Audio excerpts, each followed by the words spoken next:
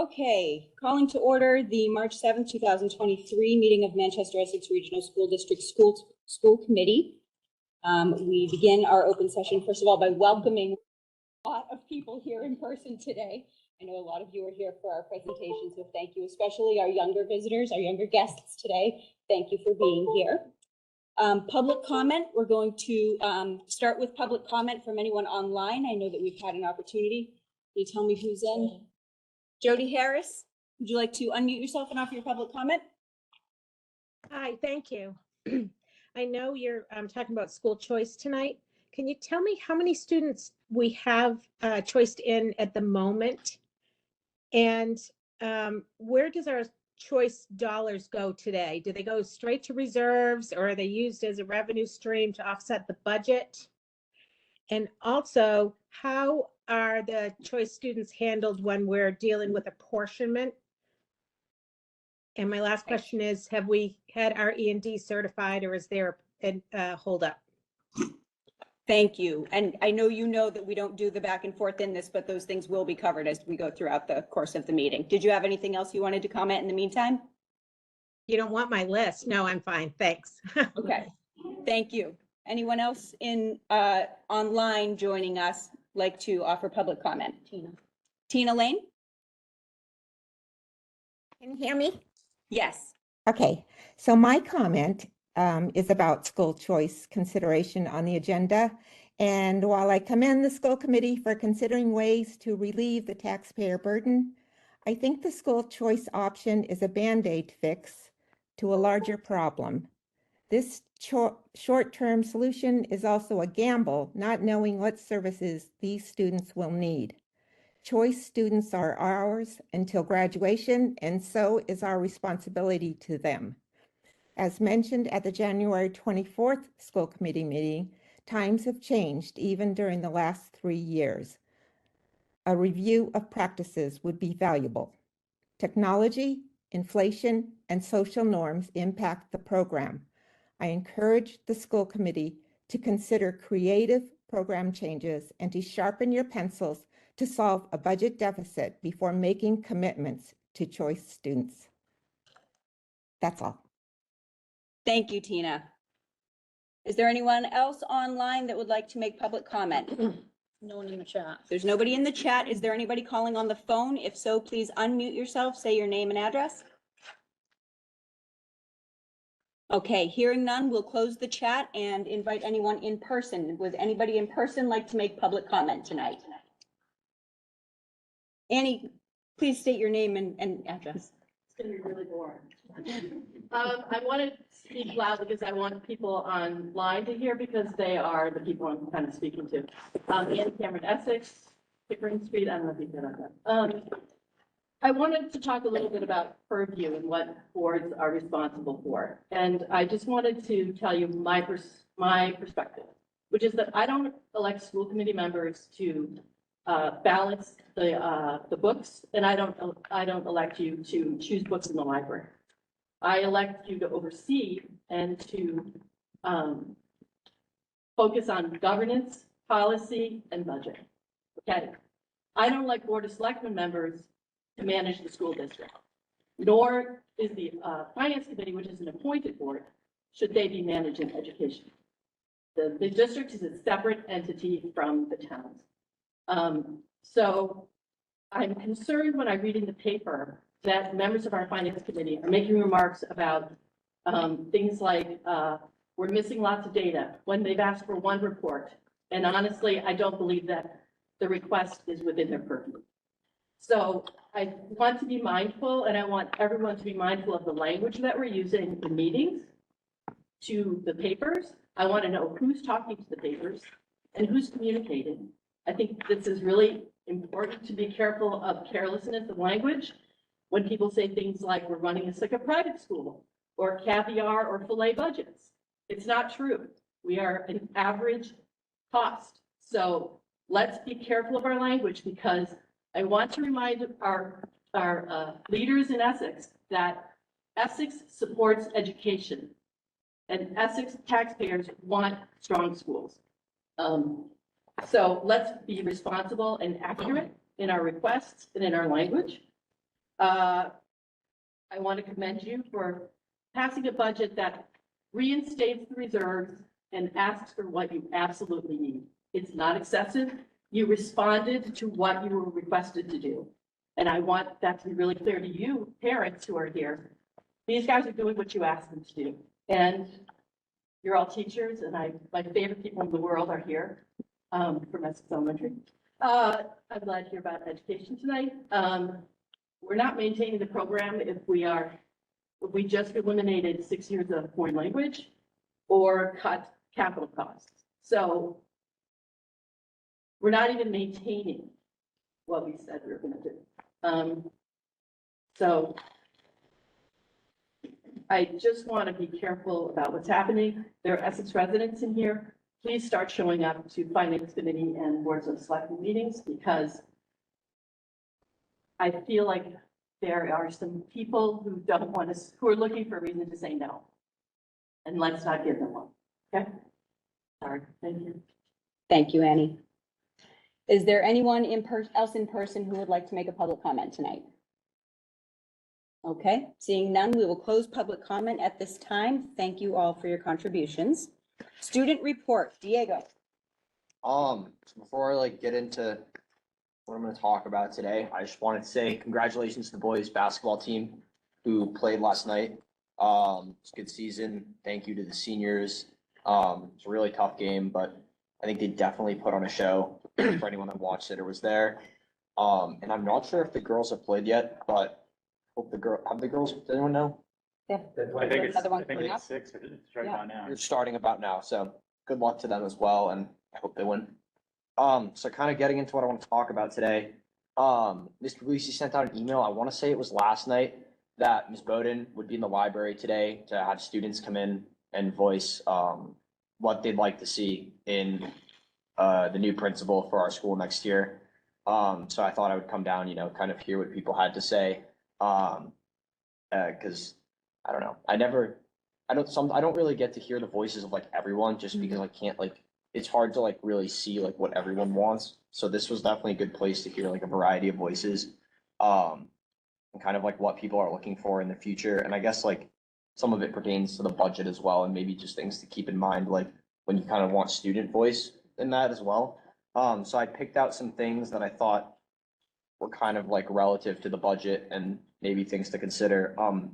Number one was a concern for a bunch of the kids that came to the library and kids that were in band, was that a lot of, kids in band feel that in music and the arts feel that sometimes their classes and their interests are neglected by the principal. And I think they also feel that in a way, people don't really value the arts, excuse me, and they don't really value music, and they're worried that their programs are going to be, I guess, cut or kind of reduced. Because they already have been reduced, the numbers of kids in band are dwindling, and I don't think it's as strong as it once was, just from what people have been saying. So that's definitely something to keep in mind. And it was, I don't know, it was kind of disappointing too, because I think that's just as important as any academic class. And it is kind of unfortunate that the students in these classes feel like people don't really care about what they're doing. So that was something that stuck out to me. Another thing that was mentioned for the robotics team, which was kind of surprising, was that they had been receiving donations from parents of students in the club, and then the donations were not put into the bank account of or account. I'm not sure what the right terminology would be. Got deposited into the wrong account. The wrong account, so that then they didn't have access to the funds that a parent of a student had donated, which obviously it's a mishap, right? I mean, that's an accident, and I'm sure it could be resolved easily, but I think the fact that that's even happening in the first place, and that the club advisors that are teachers don't really have more control over the funds of the club was kind of confusing to me, because it's the club's money and their student run, and there's an advisor there for a reason to manage the club and to advise the students. And also, I think if we're trying to promote student run clubs, I think the treasurer of the club should be the one that has a say as to I guess how the money's spent, and should be able to manage it under an adult. So I think that that's important as well. I don't know if Mr. Urbis, if you know anything about how to Do you know anything about how the money with the clubs is dealt with? Yeah, I have some experience with that. Yeah, generally, any club money would go to the principal's office, which is part of what we talk about at school committee is the student activity world, which is really the only time that funds typically would be handled by a school office. In all other cases, they're brought to the central office to be deposited by the treasurer. So the school office will put them into the bank account, and then they have a ledger system where they can record and make sure that each club gets the right money. And we also provide oversight and support at the central office level to help the principal's office to oversee things and make corrections if necessary. So I'm not familiar with what happened here, but I'd be happy to look into it. And we have a really good resource in the central office, who actually used to work for an auditing firm, who's very good at the details. So we'll follow up on it and make sure we can provide support as needed. But we have a very strict control system with a lot of detailed ledgers, and I'm sorry to hear about what happened. From what I understood, it came in as a donation, so it went Oh. into a gift account. Oh, It didn't come in as student raised funds, so it Right. didn't get put into the student activities account. But we had a good little chat about maybe doing a teach-in with the club treasurers, so they have a better understanding of the bureaucracy that governs how, Yeah. how we spend money and the process we all have to go through just to cut the check. Yeah. So, good learning. Yeah, and then another thing that was kind of like, I guess like an overarching sentiment that I think all the students from all the different backgrounds kind of like had to say was that like they want and this isn't to say that Ms. Puglisi isn't doing this right now, but they want a principal that's willing to listen to the students and they want the channels of communication to be open.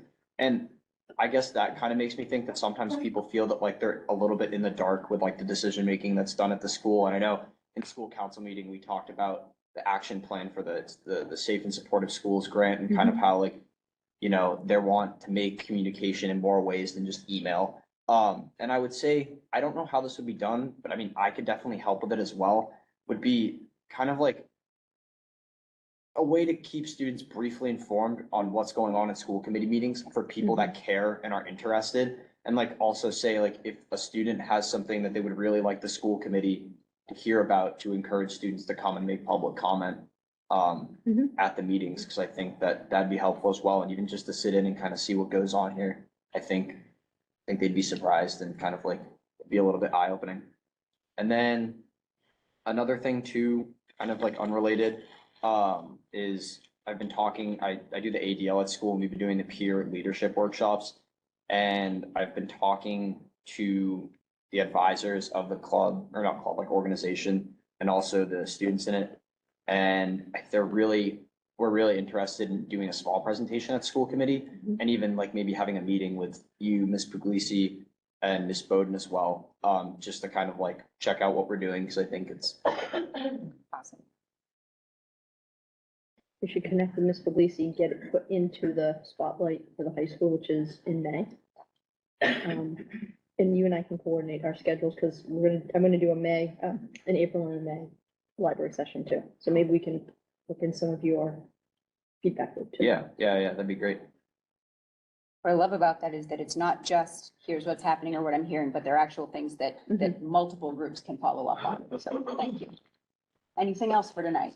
I don't think so. That's it. Excellent. Well, thank you. Does anyone have questions for Diego? Love it. Thank you. Thanks, Diego. All right. Thank you. as Are you always. sticking around? Yeah, I want Yes, to see he's that sticking around. elementary school spotlight. Smart, a smart choice on your part. All right, Chairman's report. I attended the Student Advisory Council lunch on February 9th. It was the day or two after our last meeting, so it feels like forever ago. Had a few emails come in that I responded to on behalf of the committee. You should have had access to all of those. One was about the budget and student experience in a supportive role there, or supportive of the budget based on their student experience. One was just today about school choice discussion, and one was today also about field replacement.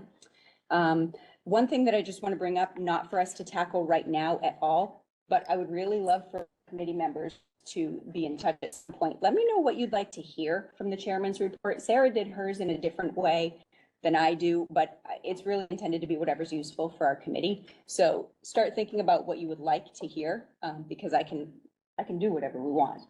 And so to finish, I'm keeping it short and sweet here. Kate, would you read our next norm for us? Kate has stuff in her mouth. Erica, would you read our next norm for us, the top one? For a change, I do not have stuff in my mouth. And for those joining us, these are our school committee norms, so it's the principles and behaviors that we all agree to work with, and we just read one or two per meeting. Channel requests for information, reports, and data through the superintendent and the chair rather than directly to staff. The chair and the superintendent will ensure that each member has equal access to this information in a timely manner. Thank you. Sorry for the reach, Diego. All right, that closes my report. Moving on to the consent agenda. So this consent agenda includes acceptance of warrants 1041, 1042, 1045 through 1048, and notably, let the record reflect, there isn't a voucher for 1043 or 1044. So again, that's 1041, 1042, and 1045 through 1048. Also, the minutes from February 7th, which went out over the weekend, so everyone hopefully had a chance to look at those. And the student travel is a typo. We don't have that included. So is there a motion to approve the consent agenda? Is there a second? Second. Do you want to tackle the two questions? Any discussion? Yeah, I can just speak to the fact. Sure. And sometimes I'll get questions, and Yeah. if there are things I think would be broadly helpful, I will try to address some here. One of them related to the fact that we were the recipient of a statewide legislative earmark grant of $25,000 for the turf field replacement project, which is great news. And I had referenced that in the funding emails. And so that's a separate fund. Anytime we get a grant, we have to put it in a separate ledger account that we create just for that item. And essentially, as we know, the cost just for the design services to date already are greater than that. So we'll essentially perform a journal entry to reduce expenses in the stabilization fund by that 25,000 and charge those expenses directly to the earmark grant and close it out. So that's how that will happen, and it will essentially put $25,000 back into stabilization. So. And a thanks to Representative Jamie Belcito for making that happen for us. She's not anyone's representative here anymore, but she made that happen. Yeah, so that was good news. And I don't know, Erica, you had asked that question. Is there any other questions about that topic before I go to the next item? No, all Okay. set, thank you. Yeah, sure. And the other question was just about pricing that we get for plowing services and current vendors that we have. And I certainly do agree, and have asked the same question about the pricing that we have currently. It is expensive to do plowing. Right now, as I mentioned, due to snowfall this year, we're, I think, below our average spend at this time of year, which is great, but the price per trip is expensive. And we used to have two different vendors, one that covered the town of Manchester and one that covered the town of Essex. The Essex one was actually slightly more expensive through retirement. The company, which is actually based in Essex, that was doing the Manchester service is now doing district-wide. We have put out a bid for it in the past, but bid for plowing services are done a little bit differently, where you state your hourly price that you're willing to pay, and then you see who's willing to be qualified for it. And the reason, it's very counterintuitive, but this is something I learned when we first dealt with the bid process. The reason being, you don't want to have people who are low bid when you have a snow problem, because they're hunting the market and they just basically won't show up. So what you instead need to do is have an established price and lock in. It's been a few years since we've done that, and with this particular vendor, I have been in contact with Jason Waldron, our facilities manager, about continuing to look even before this question came in. Again, I also realized that it's expensive.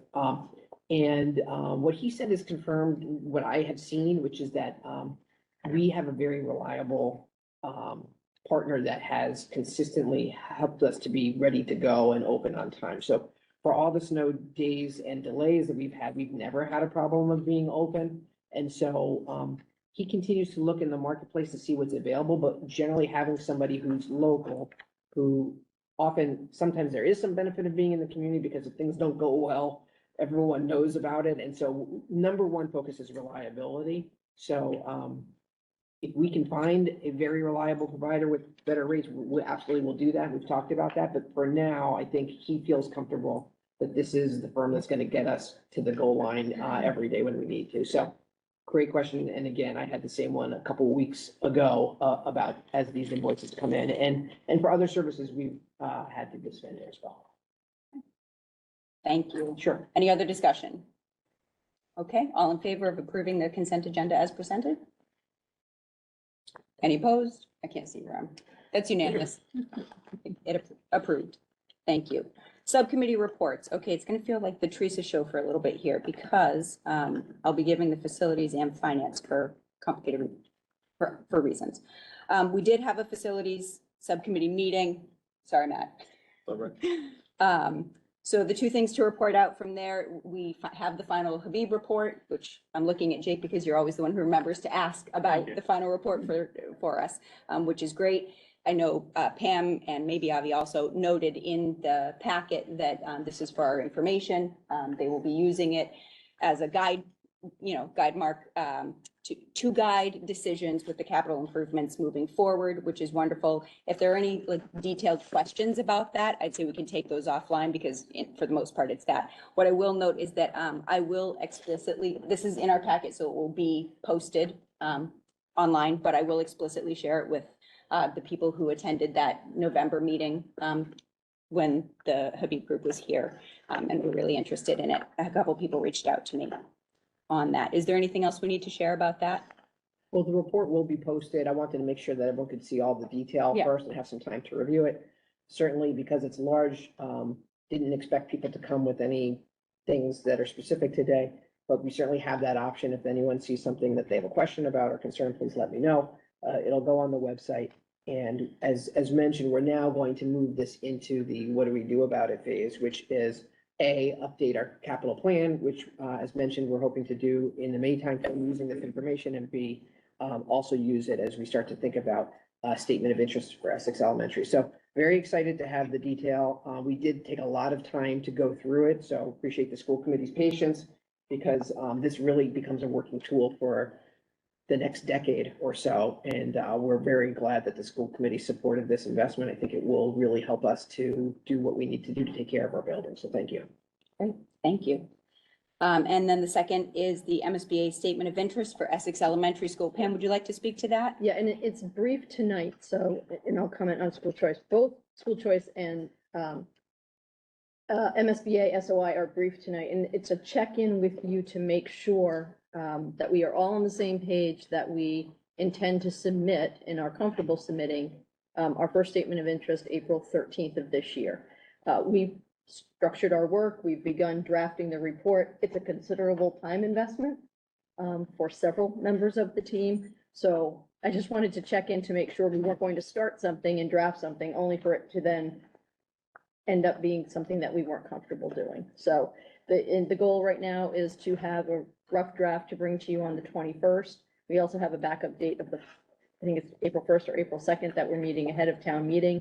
If we're not fully completed, we will see our draft and vote officially at that point to submit it. But we're kind of looking for the straw poll tonight to say, yes, please continue with the work. We're not going to pull the rug out from under you 3 weeks from now. So regarding that, then, are there any questions or thoughts that we want to share? I'll start off by saying I am in support of this. I've had questions about our town financial situation, especially in Essex, being able to balance both of these, but especially after receiving the full Habib report, seeing what is critical at Essex Elementary School, it's clear that especially not knowing when we'll get picked up in this pipeline, that sooner is better. And of note is that considerable support for a building project has come from the same people who have, concerns about our operating budget. So I think that's important to know. Anyone else have thoughts they want to share on this?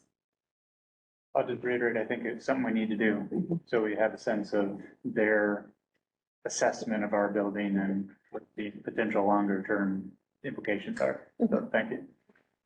Pam, I think I ask this every time, so I apologize. It's okay. Can you remind me of the time frame from the time we submit the statement of interest?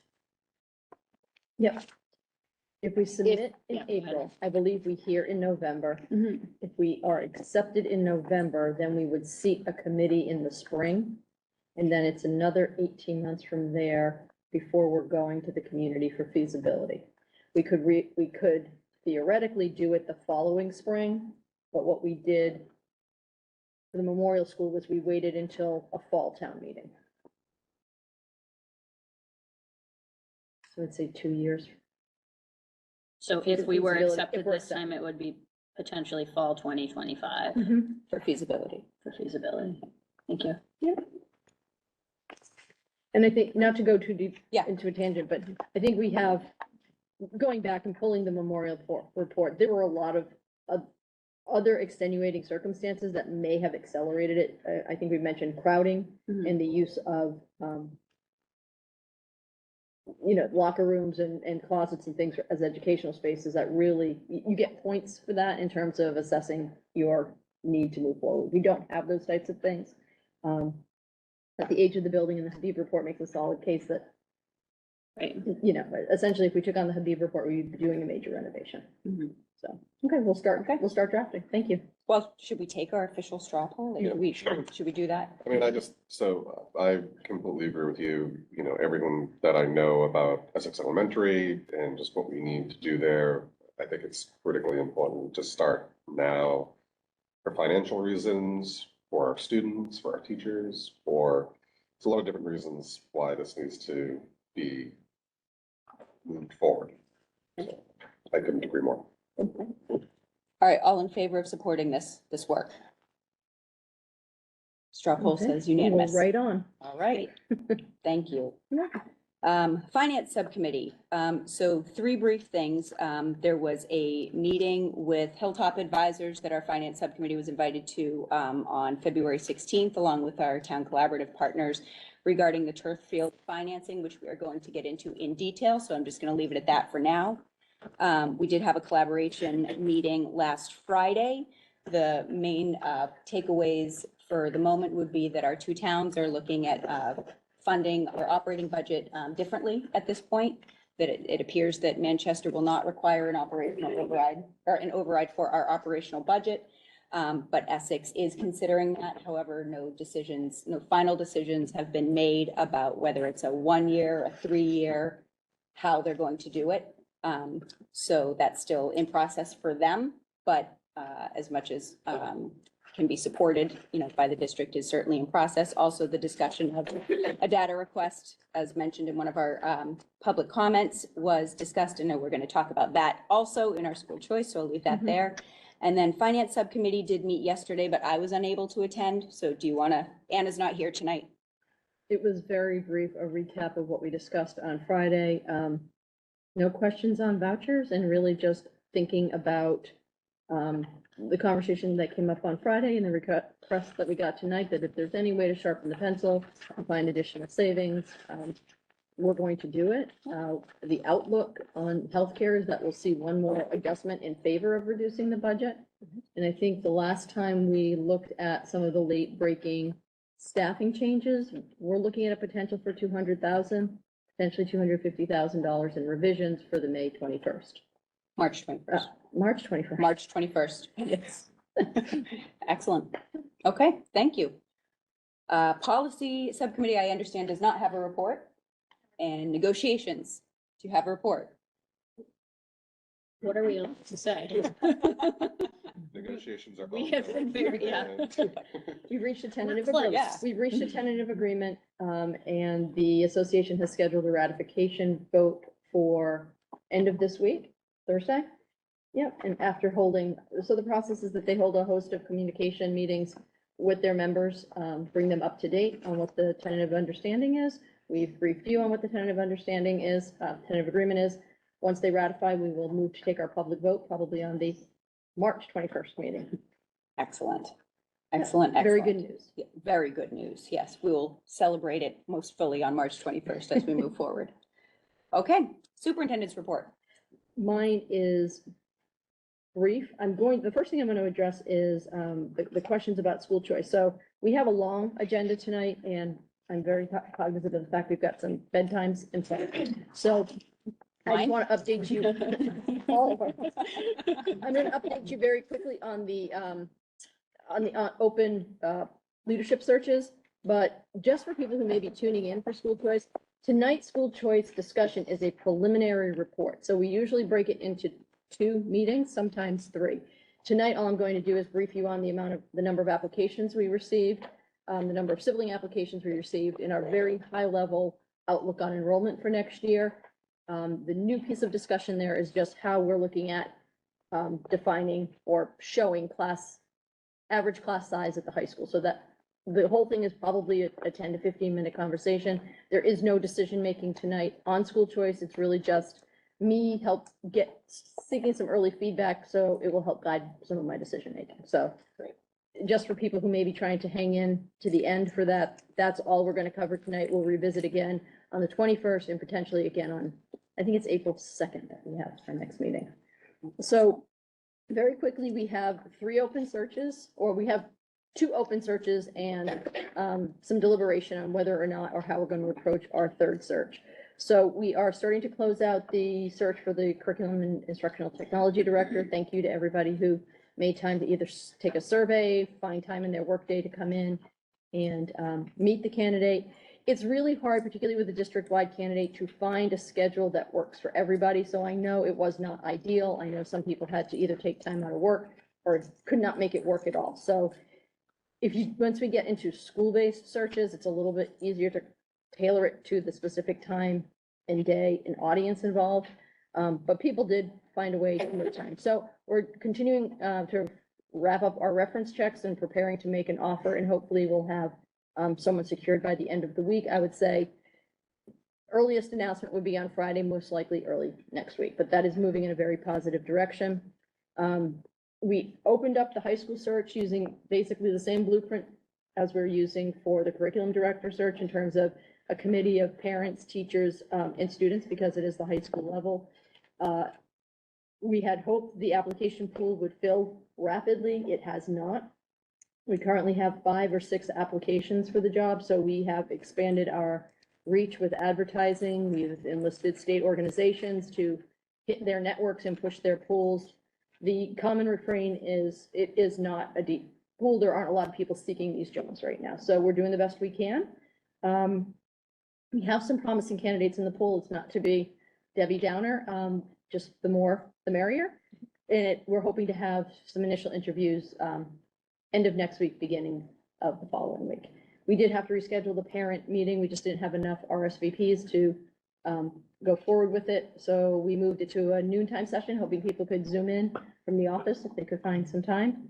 And if that doesn't work, we'll try a different time. So that's ongoing, and Essex Elementary is still present in mind, and we are organizing what our next steps will be there. And the goal would be to, once we're into the interview process, lay out the steps for that plan. Okay. And that is it. Any questions for Pam? I have one. Mhm. We heard about the basketball update. Anything on Drama Fest? They had a very successful drama fest, and if you asked me to quote right now what all of the positive outcomes were, I could not do it. Mhm. But I know it was a really nice showing, and there were some awards won, but I can't remember the names, so. Got it. Sorry. Excellent. I think we had 2 outstanding Yeah. actors, at least 2. Great. So Awesome. Thank you. Any other questions? Okay, closing superintendent's report. We are on to continued business, the elementary spotlight presentation. Can we invite John and Sheila up to join us? Thank you. And we will turn the time over to you. Thanks. Great. We brought a crew with us, and we've been waiting a really long time to be able to do something like this, bring students and staff members from both schools together to give a presentation. A big thank you goes to Sheila. She came on board in September, and it was like she had been here for years. The collaboration that's happened between the 2 schools has just been incredible. And so as people in the community, parents, et cetera, drive by the schools, and you kind of see, oh, there's the school. I wonder what's going on inside those walls. We're going to give you a little peek inside today, and show you what's been going on. There's been a lot of collaboration happening between the 2 schools. You're going to hear some of the things that we're working on together, and then you're going to hear about some things that are specific to each building that we want to highlight for everybody. Lighting okay? I think so. And then just cue me when you need me to hit. Okay, that's good. And I'll just say thank you for inviting us. We're really excited to be here. We hope that you witnessed just a glimpse of the excitement and the passion that's been going on every day in our schools. We're really proud of it and we're excited to share it with you. Awesome. And a huge thank you to the staff that came out tonight. I know, it's a long day for them. They're up early and, we dragged them out here late tonight. So thank you all for joining us.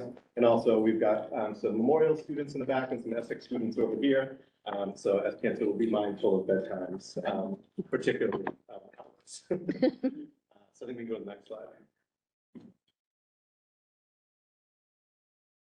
So this is just a little bit of an overview. We're going to start off with that collaborative approach that I was mentioning. Some curriculum work that we're doing between the two elementary schools together. Some diversity, equity, inclusion, and belonging work that we've been doing together. And then some student leadership that we're doing together. And then Essex will do a little spotlight about after-school programming. And Memorial will do a spotlight about a concept that was a really neat grassroots concept that started in 4th grade and spread like wildfire, literally to the whole school. So we'll see a little bit about that, and then we'll just kind of close it up with a little bit of a look down the road. Next slide. So this year, one of the places that we highlighted some collaborative work is really along the curriculum work that we're doing. We were looking at social studies and science to journal anyway this year, and as we started this work, we looked to the Department of Education, who have parent curricular guidance materials, really for families that communicate the standards that each grade level focuses on. And we took that idea and said, if we were able to break that down by trimester, it not only helps us have conversations with each other about what we're doing and how we're doing that, but it also affords us an opportunity to more clearly communicate with our families about what the expectations are in our standards for each trimester. So this is just a glimpse of the look. On the left-hand side, comes straight from the Department of Ed's website, but on the right-hand side, it was formatted specifically for Manchester Essex. Yeah, so the document on the right is the one that, so for example, this is 5th grade. So 5th grade teachers from both schools have been getting together. I think they've worked maybe 4 sessions at this point, so 4 half-day sessions to take a look at each subject in each semester and kind of come to agreement on, okay, so what are the big things that we want the kids to learn at the end of this semester in, English language arts, for example. And then from that, kind of that process, what's happened really naturally and organically is ideas are being shared between the 2 buildings. So there are a number of times where the conversation comes to a juncture where, well, we do this one way and we do this other way. And so then the discussion happens about how each school is doing it. And then kind of the decision is made in terms of what goes on this document, but also, oh, gee, that was a great project that the teacher from the other school have been doing or started doing, and maybe we could do it in our school and vice versa. So we have some 2nd grade teachers from Essex that are here to kind of talk about one of the examples of something that kind of popped up through that process that may be shared with the teachers in the other school. Yeah, and how this process kind of filters and continues on discussion after the creation of one document. So Lindsay Kosmarczyk and Andrew Burnett are here to share a little bit about how this is now filtered down into the work that they're doing at the grade. Hello. Hello. Before. I'm Lindsay, for those of you who don't know me. I'm Andrew. Welcome. Thank you. All right, so something that comes out of when you're looking at aligning curriculum and looking for places where you can find integration of different disciplines. And so through the work that we've been doing over the past couple of years and then more fine tuning this year, we were seeing that there was some overarching themes that were coming together across curricular areas. So thinking about sort of our district strategic plan about authentic learning and looking for opportunities to make learning more real world and applicable to students' lives, we had developed a PBL based on some ELA, social studies, and math standards that were aligning in the first trimester. So we put up here just sort of, this comes from PBL Works. They're kind of like one of the big gurus in PBL, and it's the gold standard of what you look for in quality project-based learning. And really, the biggest thing is that there is some sort of challenging problem or question that students are wrestling with, and then through the process of sort of engaging with that question, students learn content and curriculum. So it's not sort of the old, we learn things and then we do a project. It's here's the problem or the project, and here are the skills and the strategies we need to learn in order to accomplish our goals or answer the question. So we put that up there, just sort of reference, not going to talk about it too specifically, but just kind of give you an overarching understanding of what project-based learning is. I think sometimes people come with a lot of background knowledge on that, and some people have misconceptions, so it's just kind of a way to feel visual for it. So these were some content standards that aligned at the same time. So our ELA, we were thinking about how can people depend on each other, and what happens when families work together, which coincided with social studies. We were doing sort of an economics unit, looking at needs and wants, and how do people make decisions about how they spend their money, and how do the resources in the area that you live affect the jobs and the industries that people have in that area. And then in math, we were working on adding and subtracting within 20 and skip counting. So you can go to the next slide. So luckily for us, somebody once upon a time said, let's have a Socktober. This wasn't completely our creation. I think it was a kid present. Could be. So anyway, Socktober is a national movement. It's not just something we're doing at Essex Elementary School. But our sort of big idea was, how can we help children in need? And is this something that we can actually connect to our community? It's not just something, oh, there are people somewhere who need something. No, these are people right in our community. Through the organization Community Giving Tree, we found out that one of their #1 needs going into winter is socks. I mean, we take socks for granted, we really do, but a warm, clean pair of socks can make a huge difference to your overall comfort.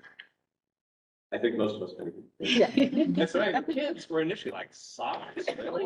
Yeah, I mean, to them, like, socks are kind of silly or fun, they're not really important. But they started to understand that, oh, wait a minute. You know, we talked about going out when it's cold, and the kids don't want to wear their jackets, and we adults are all freezing. Like, no, guys, imagine if we didn't have socks, how cold you'd be. And some of them actually got like, oh, yeah. Oh, they're wet. Right, Or holes in them. or yeah, just, you want a nice pair of socks.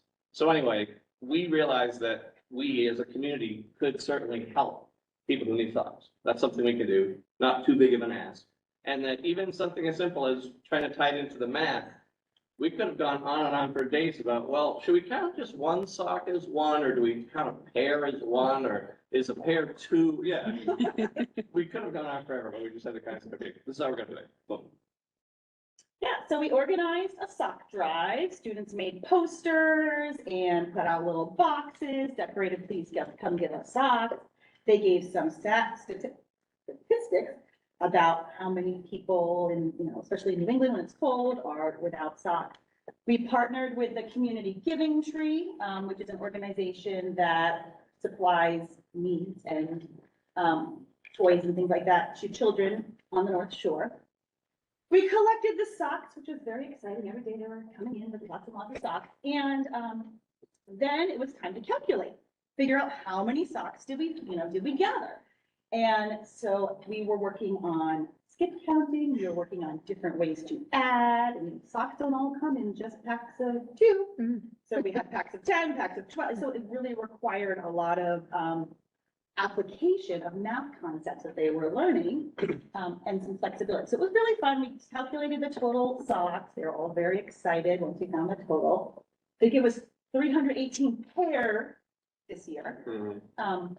And then we had a representative from the Community Giving Tree came in to meet with the 2nd grade classes and talked about what the organization is. And you can see the woman up here, she's holding a bundle, and that's the bundle that they give to one child, a week's worth of clothing. And for the kids to sit there and go, oh, these children who have nothing, this is what we're giving them, a pair of pajamas, 3 pair of underwear. It was just so eye-opening. And then the ideas started coming, oh, my sister over, all these things. And so they were able to connect what we were doing in the classroom with an organization that was then taking that out to the community. So there they are smiling with our sock donation. And I think this was the best part. The kids who got to bring it out to the car. A little video, they're like carrying them boxes of socks, and they're all very excited. But to see sort of the work, what came from us, then really connected with an outside organization that was doing this work, support families in need, and that they have impacted something greater than themselves, which is really powerful. And they did some math and thought about how they depended on each other, and they thought about needs and wants and how people get what they need, what they want.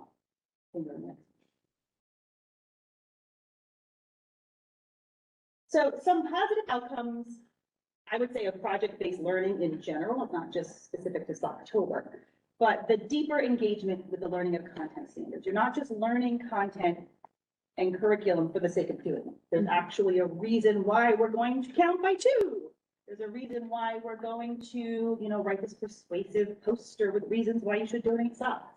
It's applicable in real world. There are multiple access points for diverse learners, even though we're kind of all working towards the same goal, different roles, different ways to apply what they've learned. And the development of personal and social responsibility, where that connection to what I do impacts the greater world. And in second grade, the greater world is pretty small, but they saw that they impacted it. And their connection to the community. I think when you're done with that sense of self-efficacy, like, well, I impact my community. Right, and the way you said, I mean, literally, they wanted to do all kinds of things, like you said, we get rid of all the boys, this and that, they're all set to just go on a crusade. I suggested diapers, that kind of didn't go over so well. Oh, you said it's like diapers or underwear, So this is just one example of a project-based learning experience that we've done, but that comes out of that alignment of curriculum and how can you find ways to integrate different content standards in a meaningful way. Thank you. Thank you. That's a great example of, we had this, this framework of creating curriculum, common curriculum guides. That's a great example of, you get a bunch of teachers in the same room that teach the same subject. And these great ideas can kind of sprout from that. So the next topic, so kind of similar theme, still things that we're working on together and collaborating on between the 2 elementary schools. But this is around diversity and appreciating differences. So Kelly Lestage, Dina Flood, Samantha Seilig, and Kim Field are going to come up and talk a little bit about the work that we're doing in that area. And this is a little interactive piece, so a little movement break. I'm Kelly Lestage for those who don't know me. I'm Samantha Silent, I'm the library teacher. Hi, I'm Dina Flood, I teach 5th grade at Memorial. So we'd like to tell you, just give you a brief snapshot of something that was introduced at staff meeting first. Thank you, Sheila, for your sharing that idea also with us at Memorial. That came across through shared staff with Samantha. It was carried out at Essex staff meeting and then brought over. And it was tried out with school council and also in our staff meeting at Memorial. And then feedback was gathered from the staff as to what you liked about the activity, what was difficult about the activity, how would you like to see it go in a different direction? Because as you can imagine, the questions that you could offer in a variety of places and situations might be very different. So as we gathered back that feedback, we thought about how could this be possibly introduced to the classroom and adapted for classroom use. So we wanted to consider the developmental age of the students and also, what vulnerabilities that each teacher might know exist in their classroom in choosing those particular questions. So the purpose of an activity like this is also is twofold. It's for student reflection, like what are my experiences, where's my place in my identity, and then for a larger and richer group discussion for how we can value and appreciate differences that exist in our different groups in our community. So we'd like to give you a movement break because we're big on those, especially in elementary school. So you've probably seen the table that we set up over here, and it has a variety of statements. For example, that I felt left out of a friend or a social group. So what we'd like to invite you to do, starting with Diego or whoever's first, is to come around and write on these type cleaners. And then if you agree with the statement, or if you feel it applies to you, you will take a bead and slide it onto your, what will become a bracelet, or some of the fifth graders out of the creative ideas. And then just please move along the line. One challenge we had, at least in our staff meeting, is that people want to chat. So we want to encourage reflection. So please be reflective as you get up, and we also want to think about your time. So, I think probably what would work best logistically is we start with that set of table starting around, and then, and then you'll be the end. That makes sense. And then at the end, what we were able to do in staff meeting is to think about, reflection questions. Now, we don't get, probably have you do that, but if you're interested in some possible reflection questions, and I put a couple up on the slide also, there's just a handful of sheets that you could maybe share among yourself to see how this would play out. And then after you have the opportunity to do that, Dina's gonna explain how that played out when we did it with the fifth grade class. Come on up. Erica, you lead the way. It could be a movement break for everybody.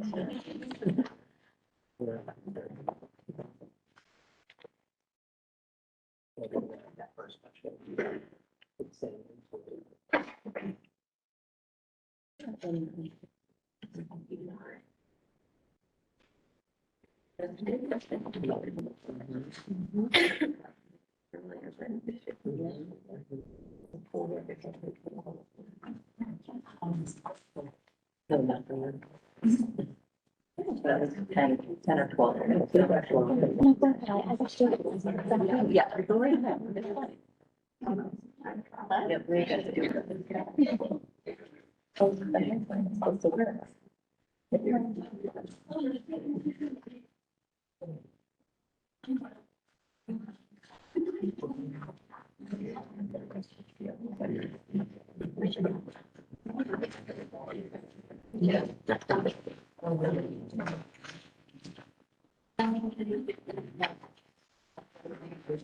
Any word on girls basketball?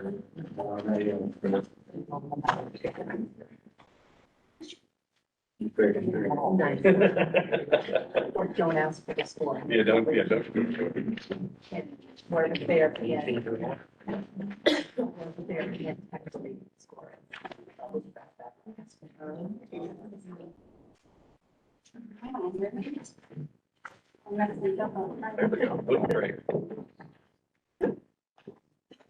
Movement break. We should have this.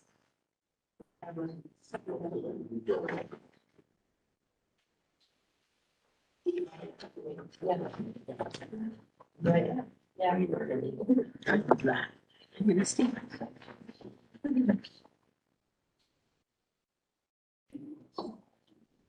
Oh, no.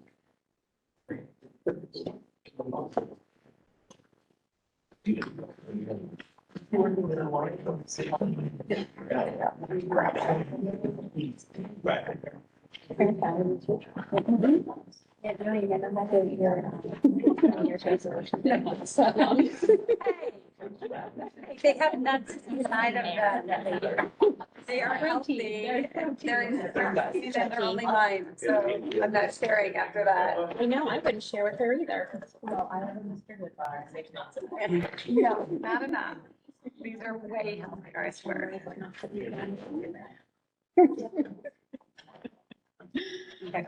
A little bit money. Are they good? Yeah. Chocolate covered almonds.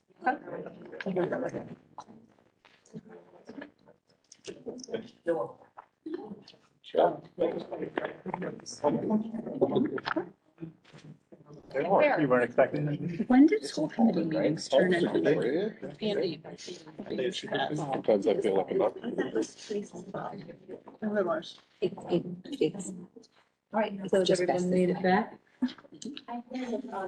If you'd like to just show your To get all. bracelets or your beads to each other, if you have any general things that you notice, you know.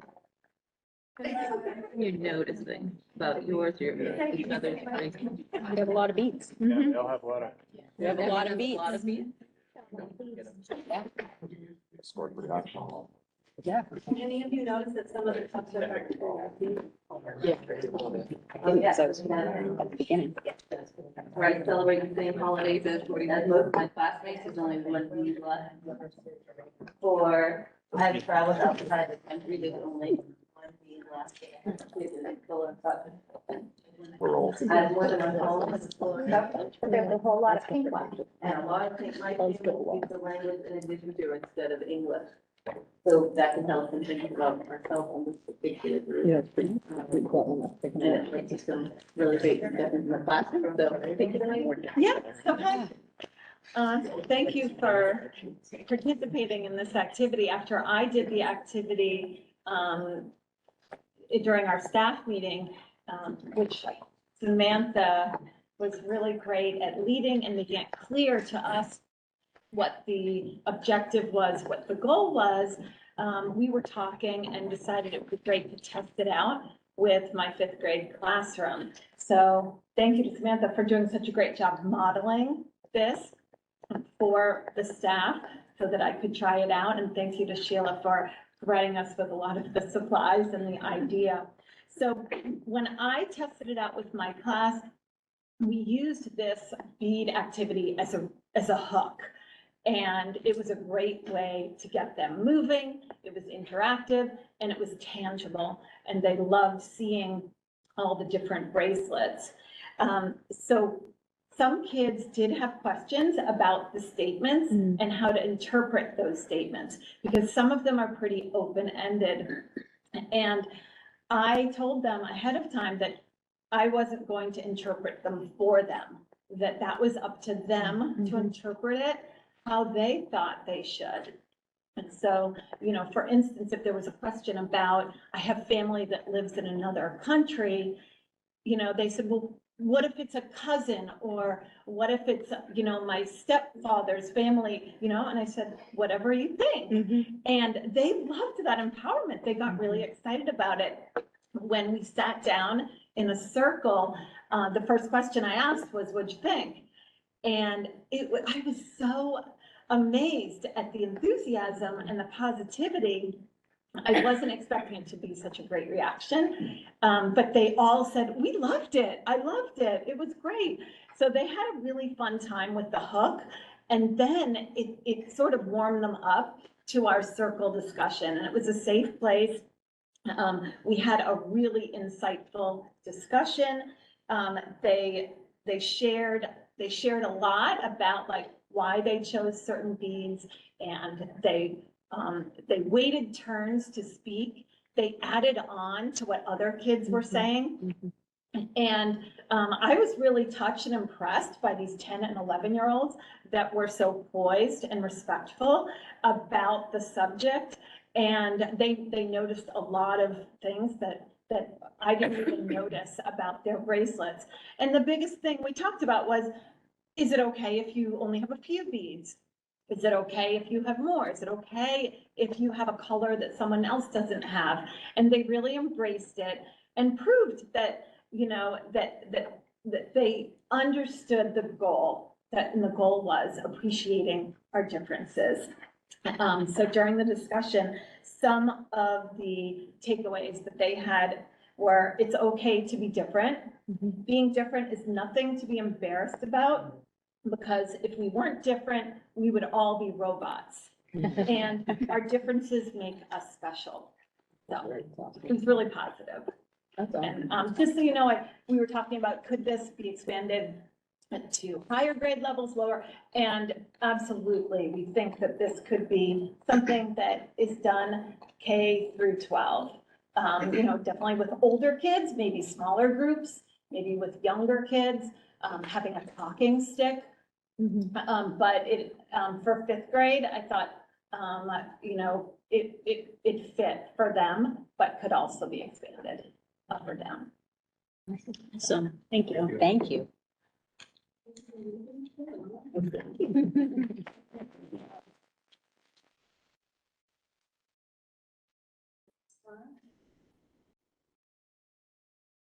the next slide.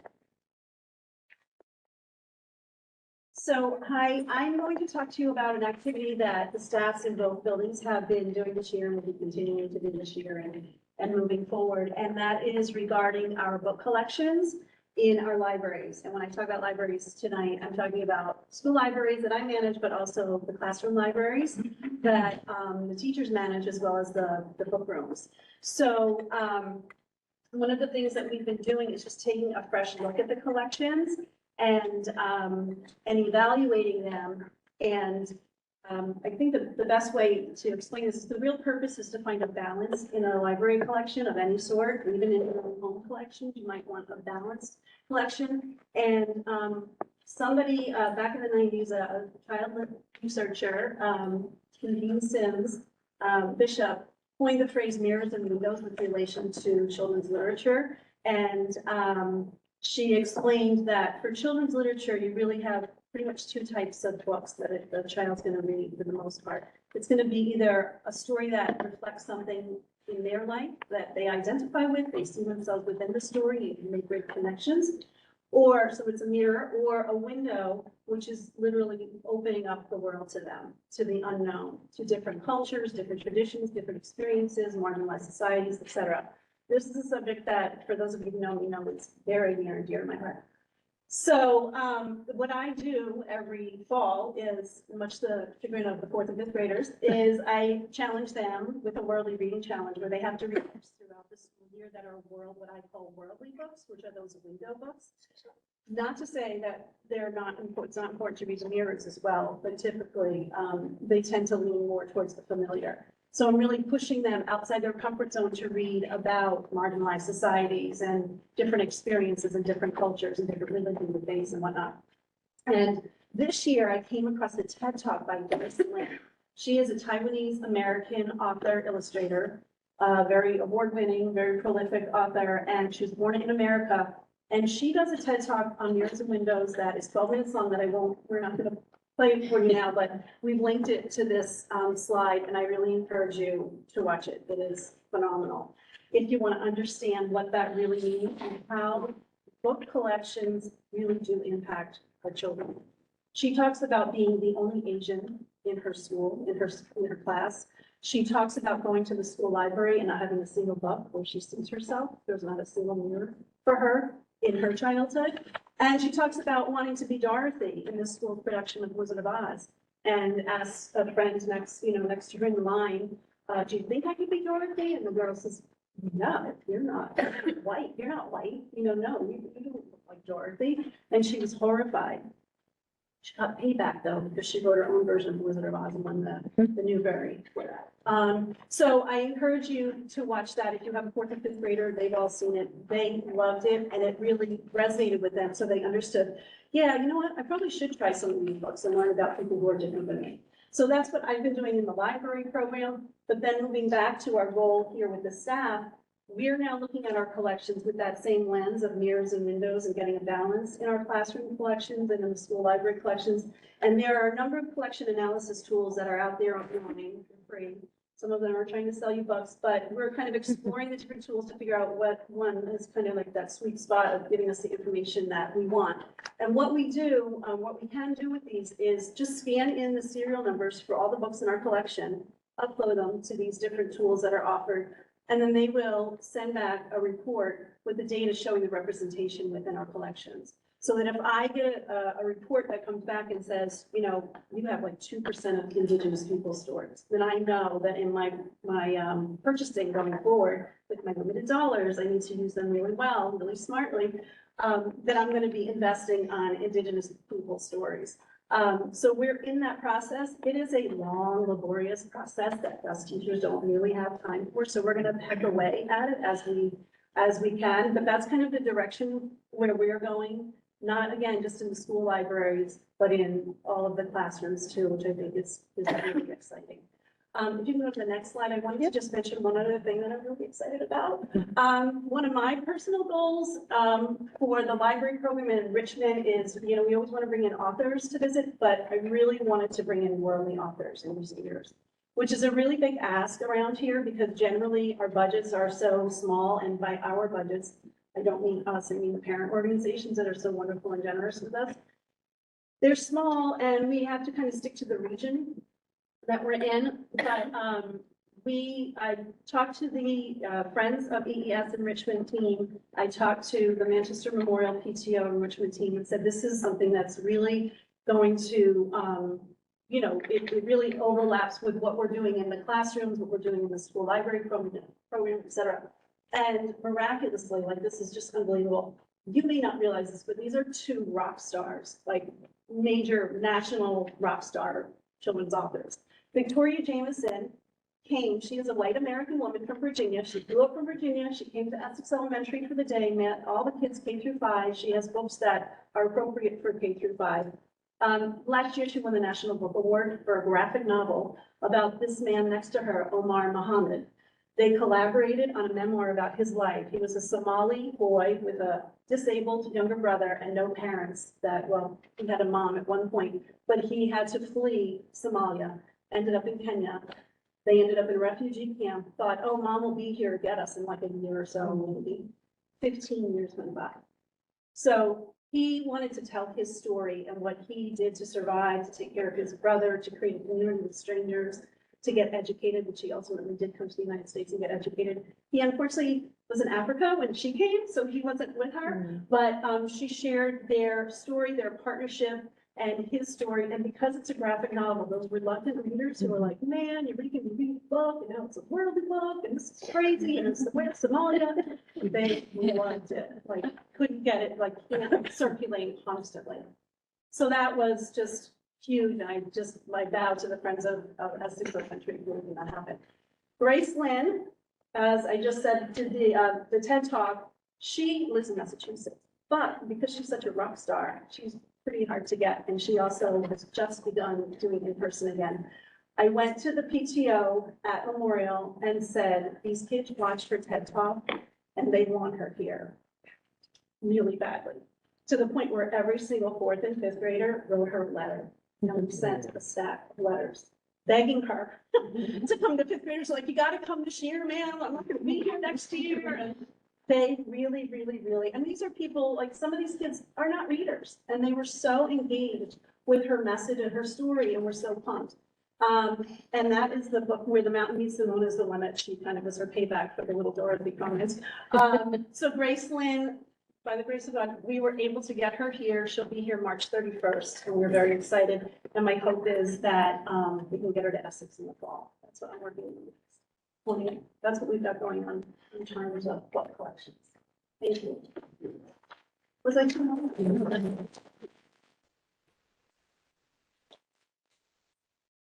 I'm setting up for the next slide, I think. Too fast. No, I'm trying. I totally know that I can't stand this, so the fact that I'm sitting up here by myself is my worst thing ever. But anyways, I'm here to represent Essex, and my name is Kim, if you don't know me. And I'm talking about our March Madness Tournament of Books, which has been here for a very long time. In fact, when my friend Lindsay was March was a 4th grade teacher, that's where it started. And it started because we wanted to have fun reading, and we thought basketball would be a good way to do that. Over the years, it's changed. The first few years were specific to 4th and 5th grade only. And it was to bring about engagement for chapter books and things like that for kids to be excited. And it follows the March Madness theme. So we always vote when the tournament starts, and we follow kind of the Sweet 16 and the whole 9 yards. After a few years, we decided we wanted the whole school to be involved in it. So the first year we did that, all of the teachers gave recommendations for picture books, and we narrowed it down to 16, and we did our tournament that way. Last year we did poetry, and again, whole school. So it was poems that we all read and voted and things like that. This year we are doing picture books again, but in the light of all of our diversity work, we were purposeful in selecting books that are more representative of diverse populations in both culture and in neurodiverse populations and those kinds of things, so that our students are able to better see representation of themselves or people that they love in their lives in books. So There's a multitude of titles that we are doing this year. One of the ones that my students seem to be the most excited about is Rescue and Jessica, which is a story about one of the runners in the Boston Marathon and her dog. And the dog, ironically, was supposed to be able to help people that are blind, but it wasn't suited for that. So it's kind of a story told through the dog's perspective and the runner's perspective. So it's kind of a neat story. My students are excited about that one. If you want to flip to the next slide. It's also a nice opportunity for us to do some cross grade level integration. So my students, this is some students from my class that were down reading to a first grade classroom. So groups of kids sharing stories so that they can hear them and be able to vote in the tournament. We are sending, I sort of got links of some read aloud versions of it also, which we will more than likely send home to parents so that students can listen to them at home too. So there's 16 titles. It's a lot to ask classroom teachers to do, but they are always happy to participate in the tournament. Students vote, every vote counts, and there is a bulletin board in our hallway that every student passes by and we'll move them through as they're going. And it's fun. It gets kids excited about reading and we're exposing them to some more diverse titles also. And that's that.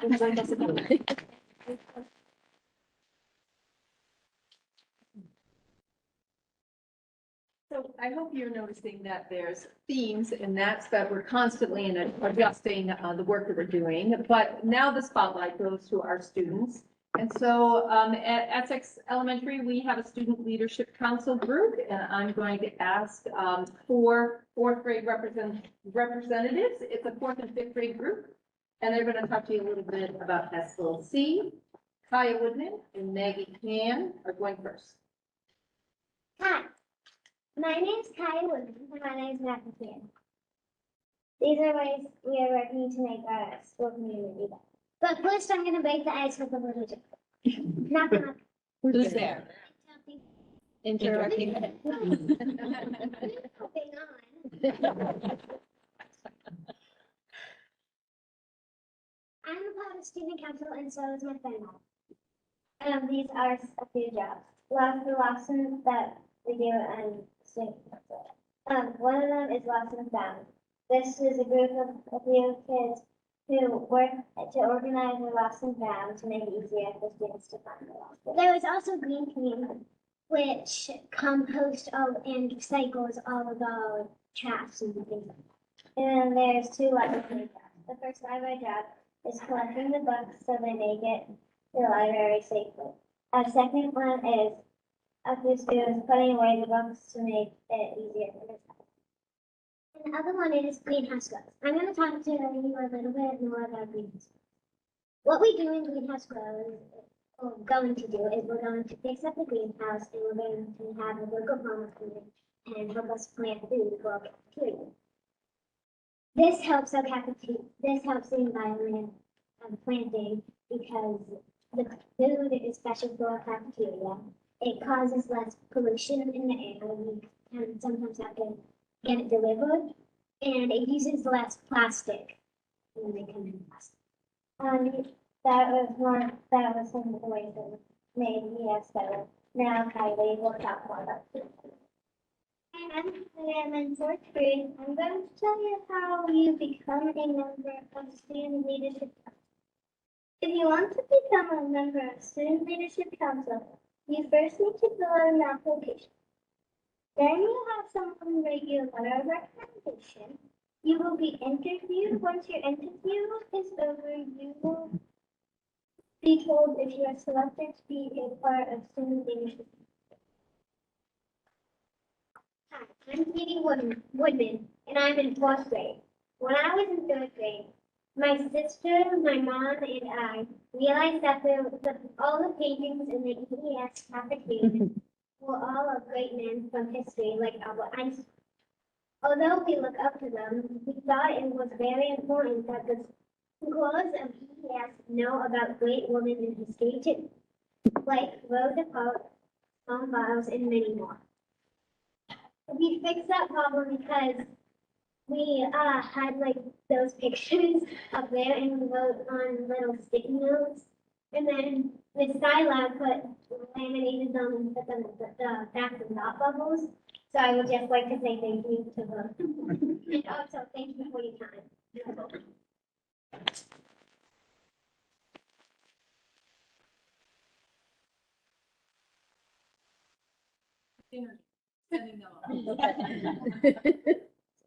Thank you, Thank girls. Thank you. Thank you, parents. Yeah. All right, so we're gonna kind of stick with a very similar theme. Again, another collaborative piece between the two buildings, something that we do very similarly. At Memorial, we call it our Student Ambassador Program. It's our student leadership program that's led by Mrs. Famiello, and she has Carly Johnson, Tessa Novak, Zoe Rubens, and Emma Nesbitt with her, right, to talk about our ambassador program.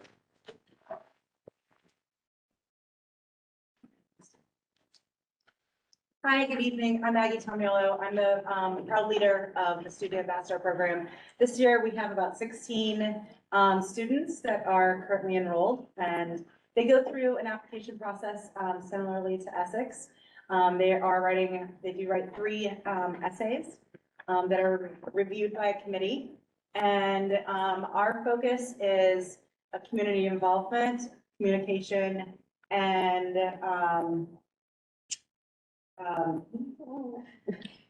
another C word. Oh, climate and culture for our, climate and culture for our building. So, they, do make a big dedication. They come to before school meetings. They often give up their lunch and recess time. They have extra sort of homework things that they do.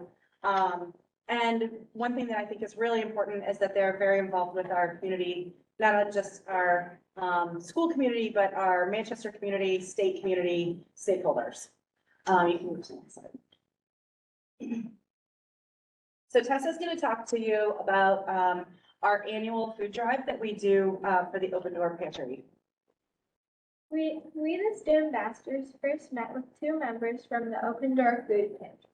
They told us what foods we could donate and what not to. We decided to make it a contest. The class in each grade with the most food would get an extra reason. Some student ambassadors had to write a weekly newsletter to help inform all the parents that there was a drive. We also had to make morning announcements and come to school early and stay later after school, holding up signs to promote the food drive. After the drive was over, we had to go to each classroom and collect all the food and count all of it. Then load up all the food into the truck. We ended up donating 1,002 pounds of food. Plus, over the last 5 years, we donated more than 5,000 pounds of food. Sorry. That's okay. We also, every holiday season, we do a toy drive for Pathways for Children that Zoe's going to talk about.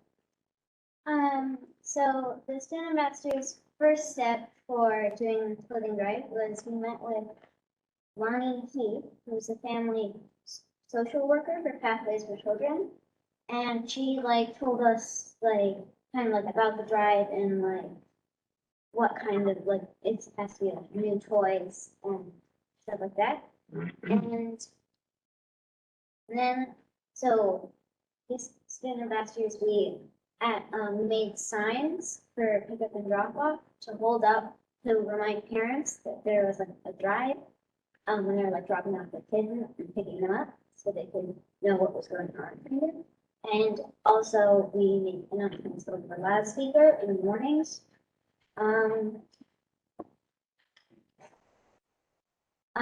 So when the drive was over, we went into each individual classroom to count the toys. And there was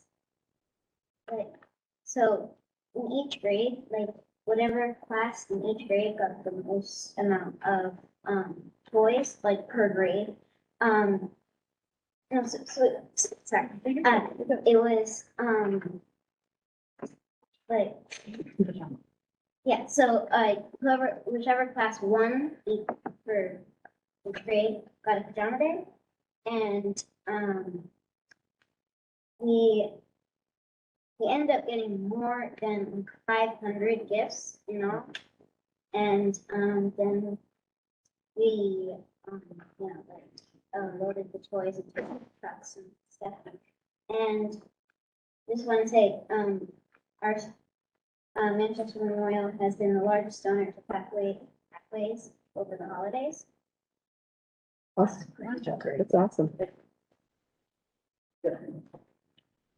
So our next, program that we do, Carly's gonna talk about this in just a minute, but I think this is really unique for our program is we do have our annual drives, but, I do like the kids to have ownership of what's important to them and where they see the need.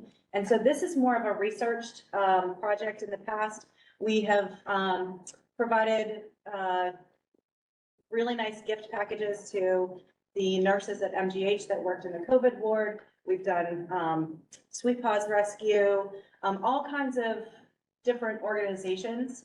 But this is all student-based. This is where they come up with the idea of where they want to put their efforts. Go ahead, Carly.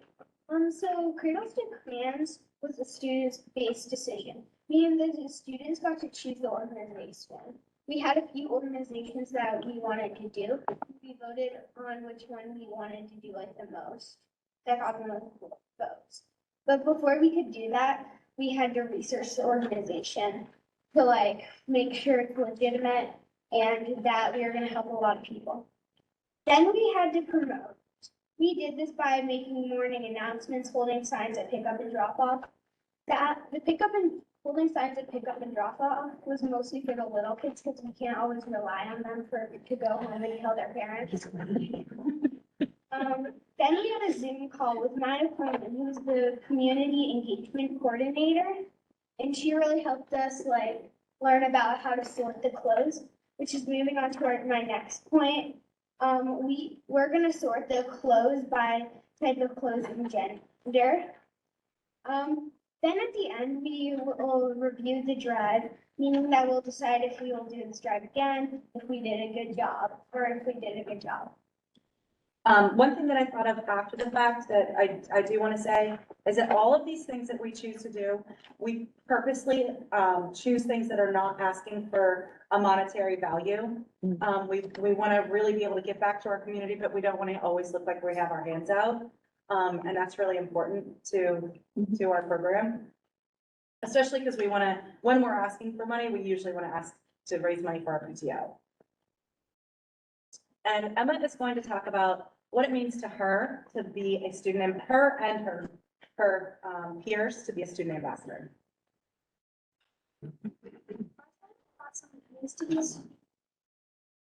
Our final thoughts on what it means to be a student ambassador is it helps us learn how to be a leader. For example, we have big responsibilities. We have meetings in classrooms during recess or lunch, and also before school. We also have classroom visits. For example, kindness week.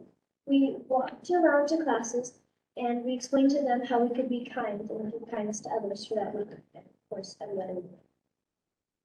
We also have meetings with Mr. Lewis. It also helped us with time management. I also joined because I wanted to set an example for younger students. And it also would help me with self-confidence, like speaking in front of I also thought that joining this would help me prepare for future school leadership opportunities. One.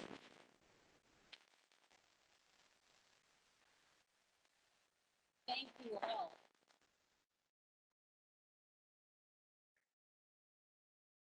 Okay.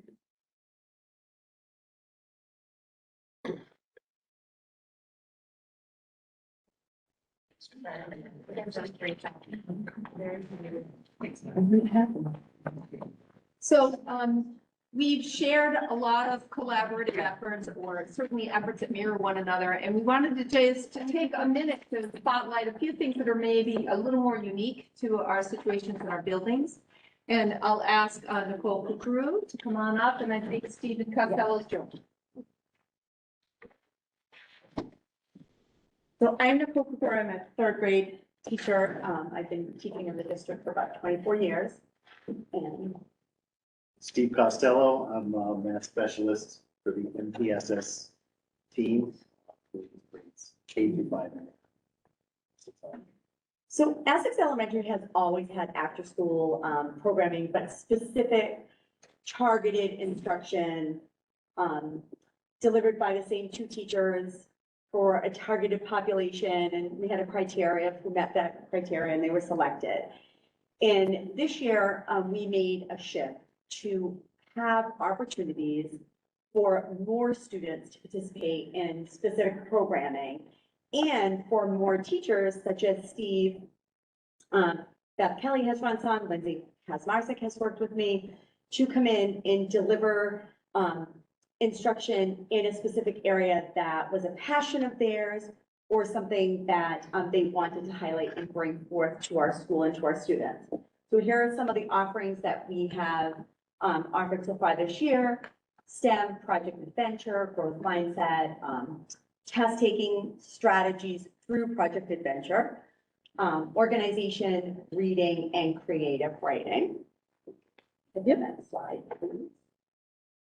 The positive outcomes in making this shift is having students have the opportunity to be critical thinkers, embrace failure, take risks, promote personal and academic growth, be more self-aware, and monitor self-monitoring skills, building their own executive functioning skills, and deeper engagement.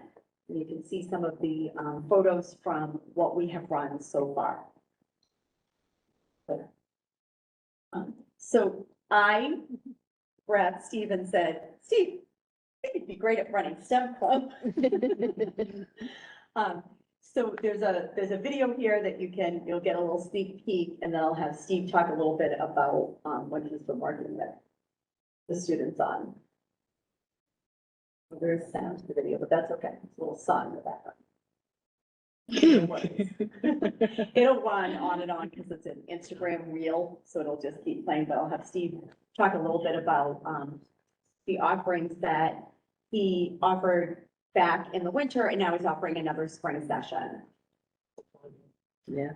The STEM activities are problem-solving activities.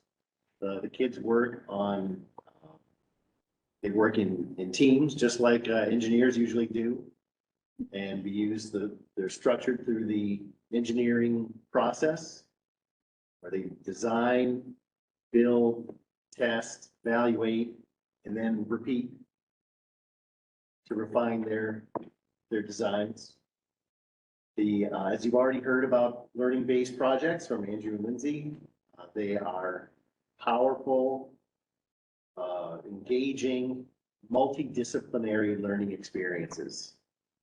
But that's not all. We've also worked in an A in STEM, which for STEAM, the first time I heard of it, that they put an A in STEM, which is for arts, my initial reaction was, that doesn't go there. But it absolutely does. It's not just a context for STEM applications, but the creativity of the arts is essential in problem solving. One of the reasons we started to build in more exploration time and experimenting in the STEM activities is to let that creativity come out. For example, one of the things we're going to do in a little less than a week from now, I could give a third grader a big magnet. And probably the questions they might ask would be, what is this and what am I supposed to do with it? But if you give them a chance to explore, the question quickly changes to, what can I make this do? And so the answers to that question aren't nearly as limited. They're a lot more interesting and fun. And that's the goal we're digging for. We've had other offerings as well. Beth Kelly currently started creative writing today. Beth Kelly also ran Star Books with me. So a few years back, I was noticing that the students really were having difficulty with book selection and books that the third graders really were great and interesting and were at their level and at their interest, they weren't looking at. And they were sort of all over the place with their selections.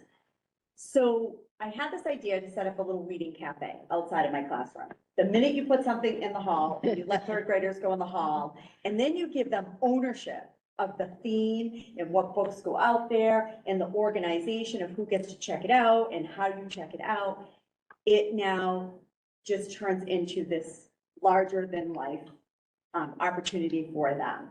So this little reading cafe that was, has been about 5 or 6 years now outside of my classroom, now has turned into actually programming after school. You'll see a little bit in the next slide, some students that participated in it. And sort of my notion of I flood the room with whatever the topic or the theme is that they're interested in.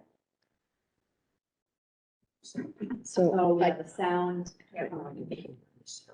Part of the problem with the sound is that I'm generating it to Oh, this, so I'm going.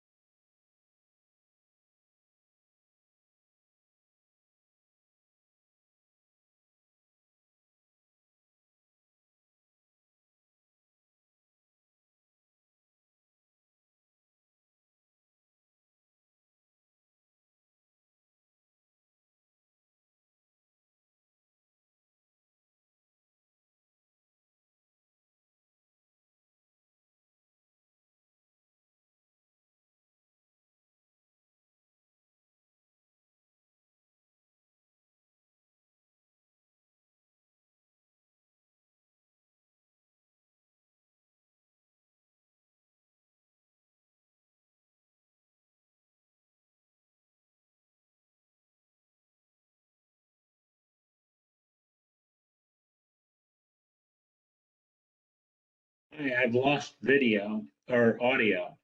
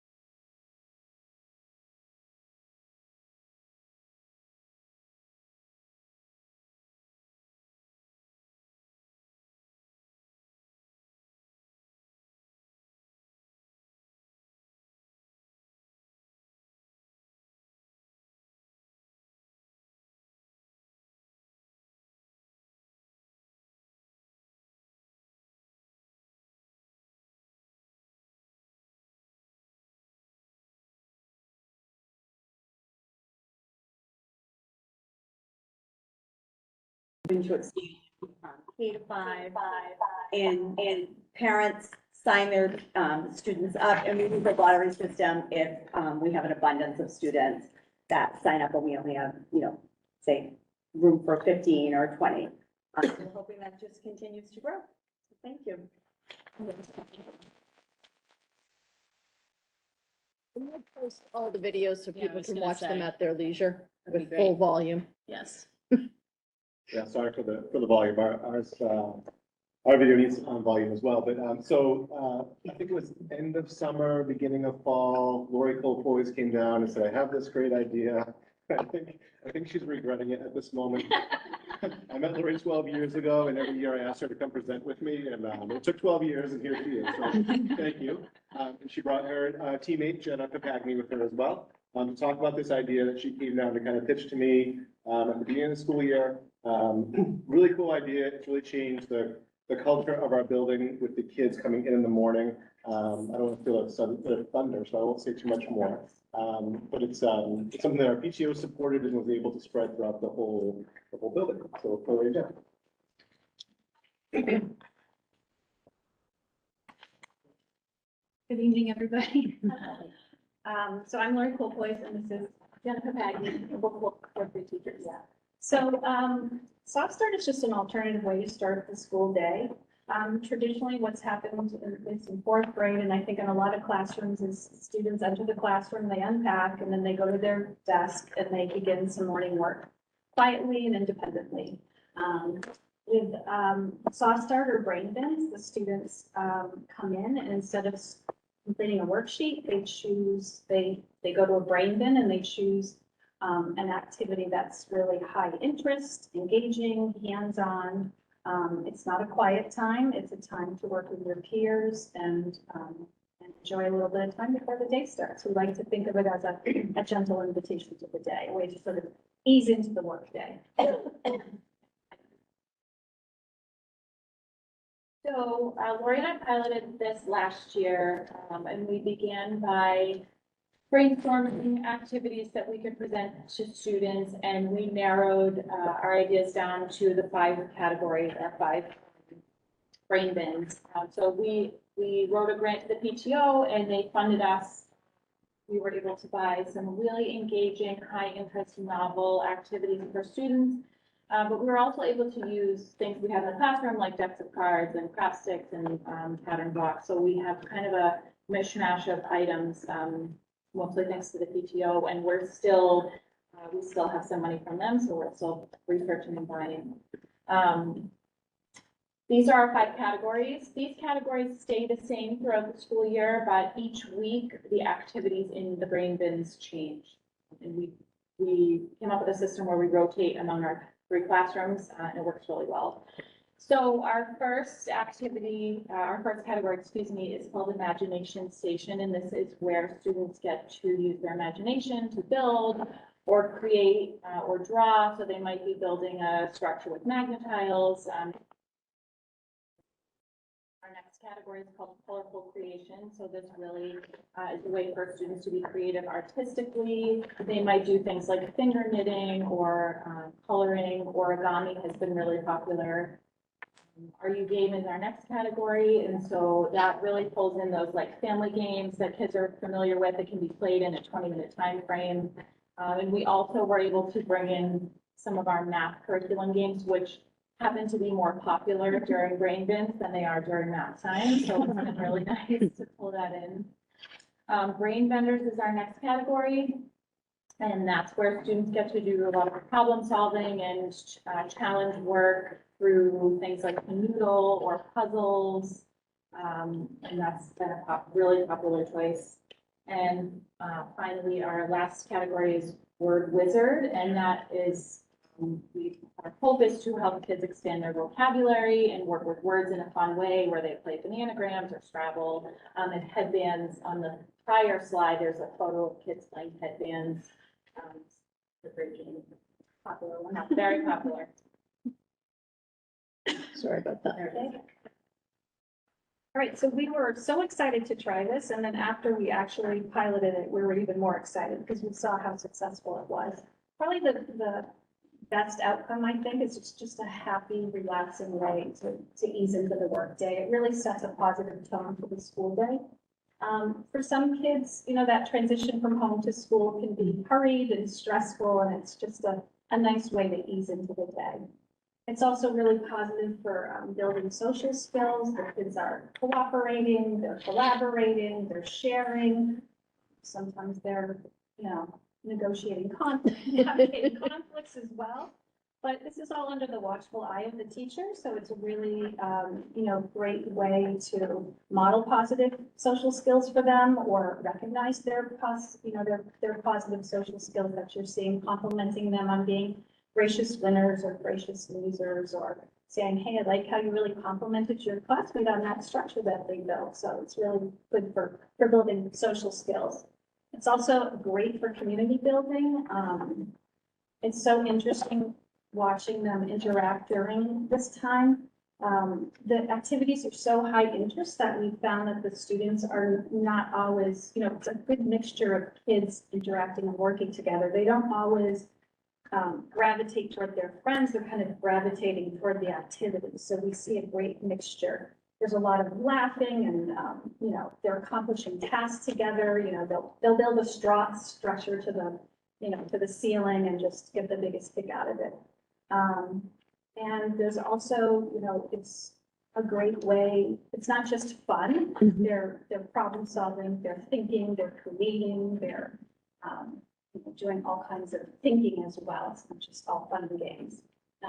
Mr. Rogers has this great quote that says, play is often talked about as if it were a relief from serious learning, but for children, play is serious learning. And I love that because it so fits Brainbins.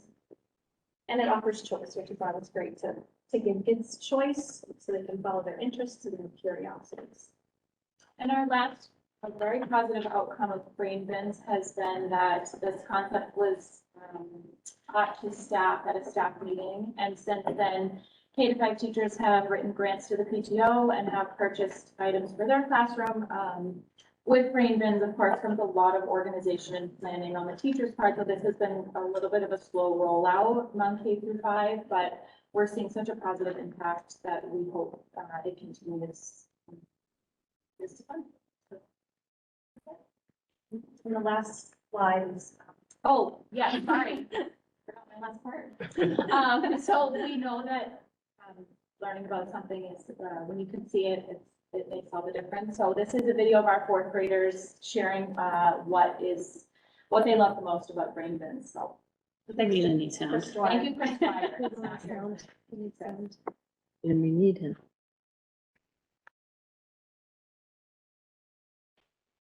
I'm just gonna try to do the same thing, so I'm gonna end up.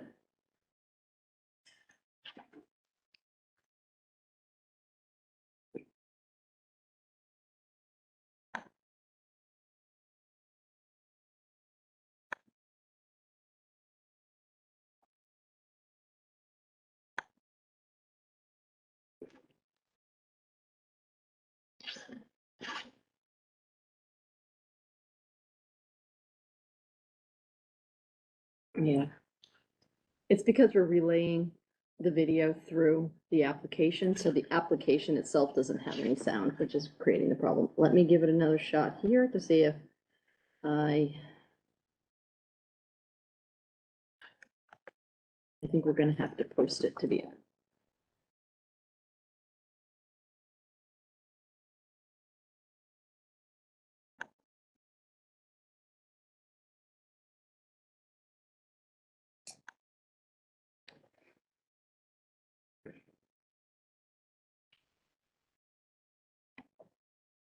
I'll try it one more time. Yeah, I'm gonna hold everybody here. Yeah,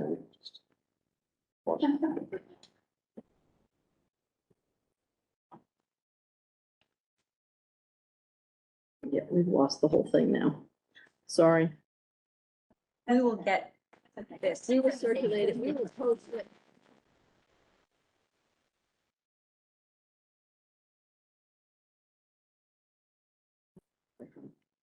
You remember what number slide it was? It's the very last one. Second last one.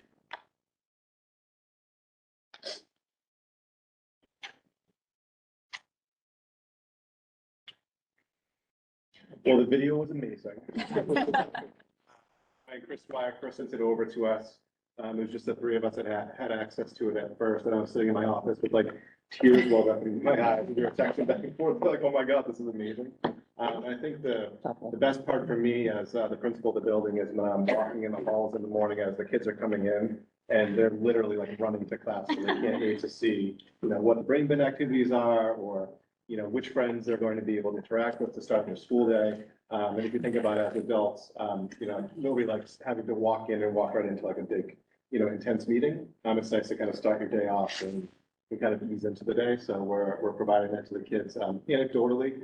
Earlier this school year,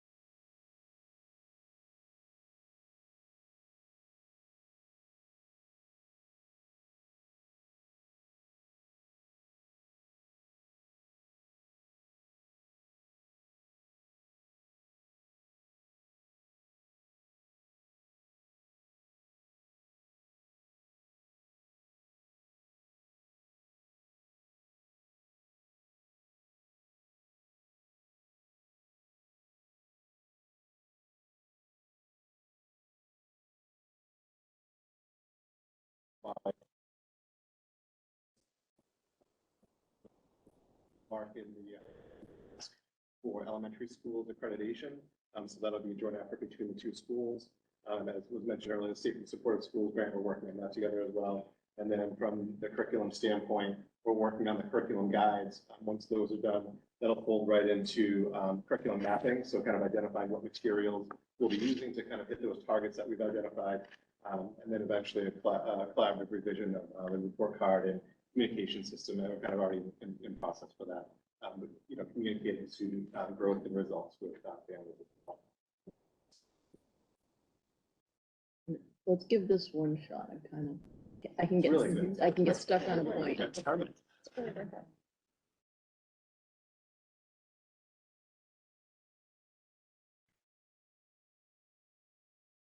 You're almost married. Just doesn't want to cooperate.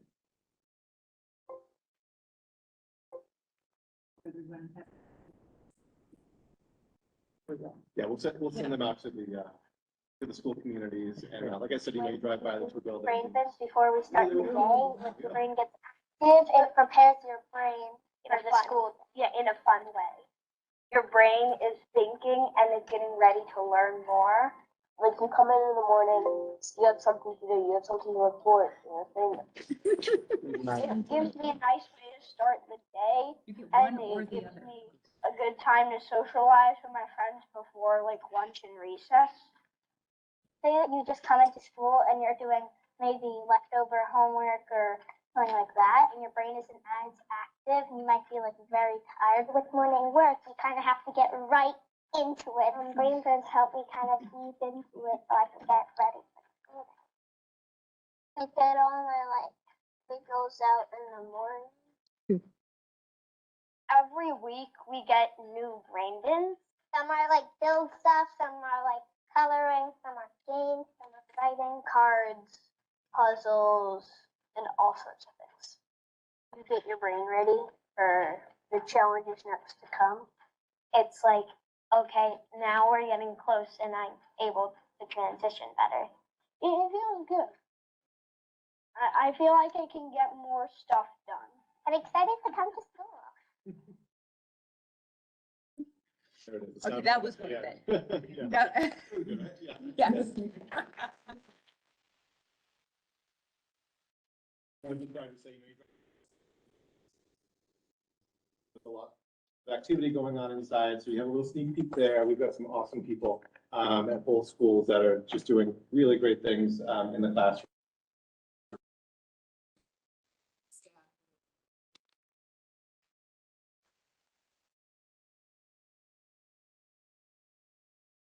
Thank you.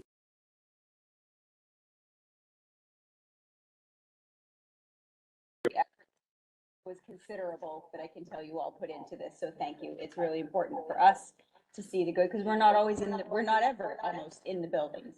And so it's nice to be able to put some some understanding behind the hard conversations we have here and really to have some context of what it's all about. So thank you for helping us celebrate what you guys do.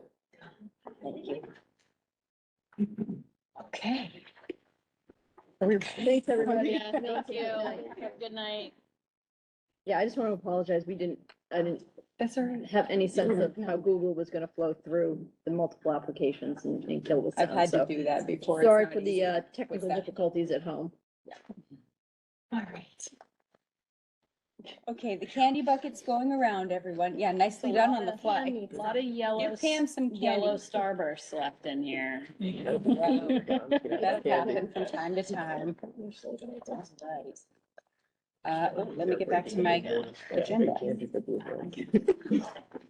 Okay, so I see we have, thank you again. All right, I see we have some people that have stuck around, I think for mostly our next conversation primarily. We are going to move on to our turf field replacement funding discussion. So shall we turn it over to the two of you to get started with this? Sure. I don't think there's really a document to show. No, we sent Email. out, You had stuff. part of the meeting notes, just an outline of what Very we were gonna do. comprehensive. It was extremely comprehensive, and I'm gonna try and be as brief as possible because you have it, but I think part of the reason it's so comprehensive is because we're trying to do a lot of different things all at once. First, most importantly, we want to get the turf fields replaced. We've been talking about how important it is to do that as quickly as possible. Two, we want, we're going through the bid process. We've got two different fields. We're trying to be mindful of when the right time to do it is during the school year. And then also comes the issue of funding. And so I think just with all that in mind, I think what the highlight is that school committee, at this point, now that we have a bid in, and the bid was very close to what we had estimated, slightly higher on construction, but we're kind of in line and still keeping the total price of 1.6 million for all the projects together, would be school committee's requirement to vote an appropriation, which is a budget, the allowance for us to spend money on this. And then matching with that vote of how we would spend would be some language in the vote about how we would pay for it. And to do that, we are asking the school committee to authorize indebtedness, which is borrowing, for some portion of that up to the full amount, knowing that what we borrow will be offset. And in two big ways, we know that for Brook Street Field, according to the lease agreement between the school district and the town of Manchester, that's a shared use facility. And so the contract is very clear, and the town of Manchester is required to pay separate of the district's expenditures for its share of the use, which is roughly 50% based on a fairly detailed analysis that we've done and shared with all of the, not only the facility subcommittee, we brought it to school committee, and we also talked with the town partners about that, and everyone is in agreement that based on multiple different measures, that 50% usage is appropriate. And so Manchester will figure out a way to pay for its 50% of the Brook Street Field so that it doesn't have any impact on taxpayers in Essex whatsoever for that portion. What's left of Brook Street plus all of Highland is a district required obligation, and that would then be rolled through the apportionment formula for capital projects, which is slightly different than how the apportionment for operating expenses, it's all in the regional agreement. So again, to be clear, the district owns everything other than 50% of Brook Street, and then that district amount gets split, but which roughly works out to 2/3 for Manchester, 1/3 for Essex based on the formula. So I'm going to ask you guys to take a vote to appropriate the funds and to authorize the borrowing. The amount of borrowing could be up to 1.6 million, but we know, as we just said, that Manchester will pay for its portion. And we also know that Essex is looking at different ways to pay for its.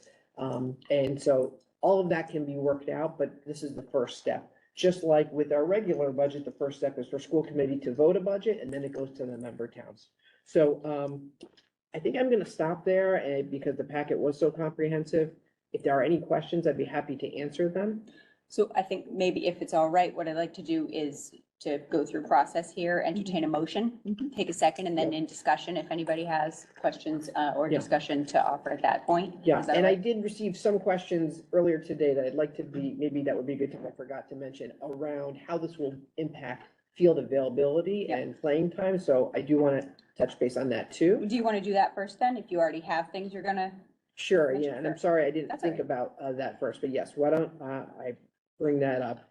And the first thing to know is that as we've discussed, Highland Field will go first. Oh, Is that gonna impact the borrowing determination? no, Why don't you finish the borrowing determination and then do generalized questions about the field rollout? Instead It of might impact getting it for- confusing along the way. Does, okay.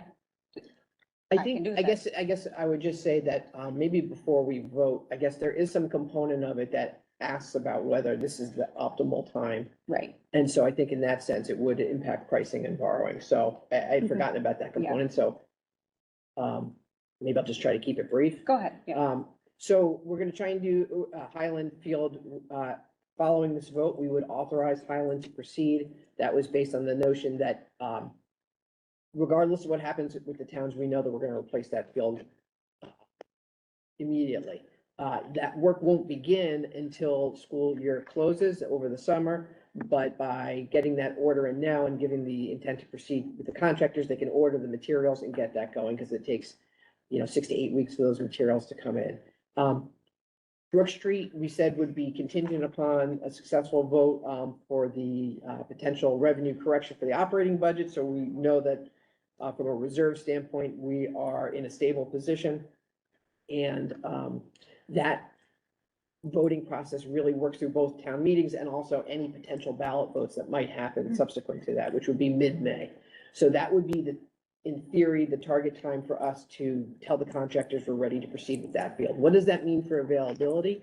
Highland should be ready to go, although it'll be offline in the summer. And with that, it will be ready to go before the fall season starts, which happens a week or two, before school year starts. We believe that we'll be in very good shape there. For Brook Street, which will be lagging slightly on the start date, it would be available somewhere between mid-September and end of September.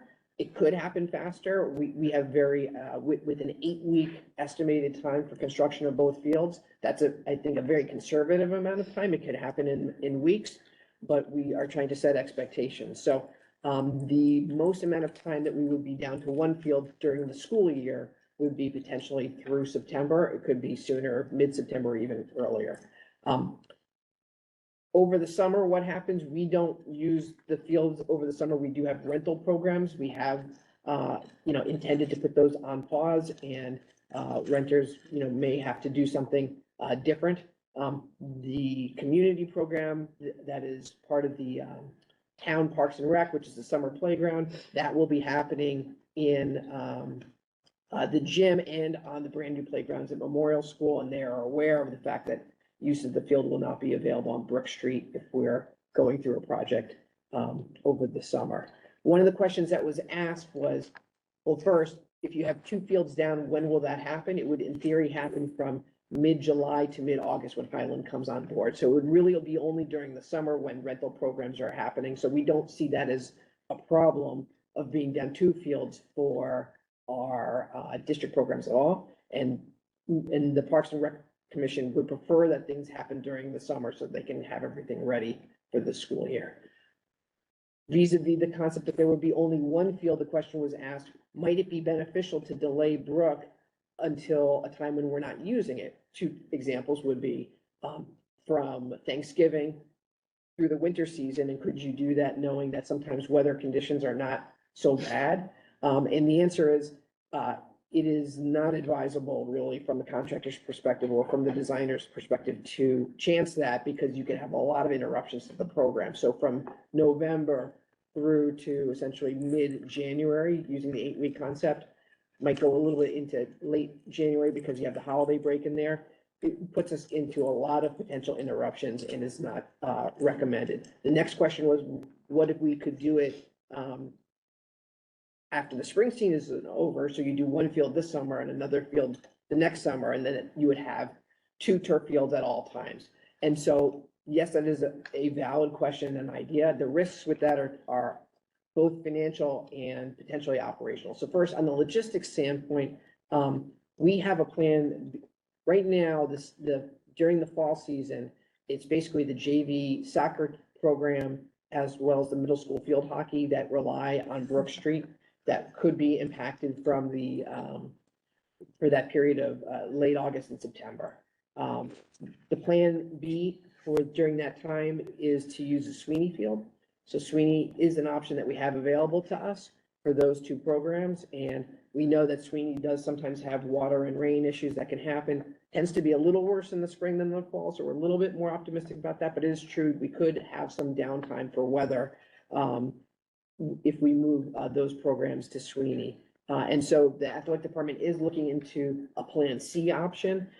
Essentially, it's gonna be like we have a grass field for one of our two fields for about somewhere between, as little as 2 up to, I would say, 6 weeks estimated. So some inconvenience, we have a Plan B in place, and we're looking into a Plan C.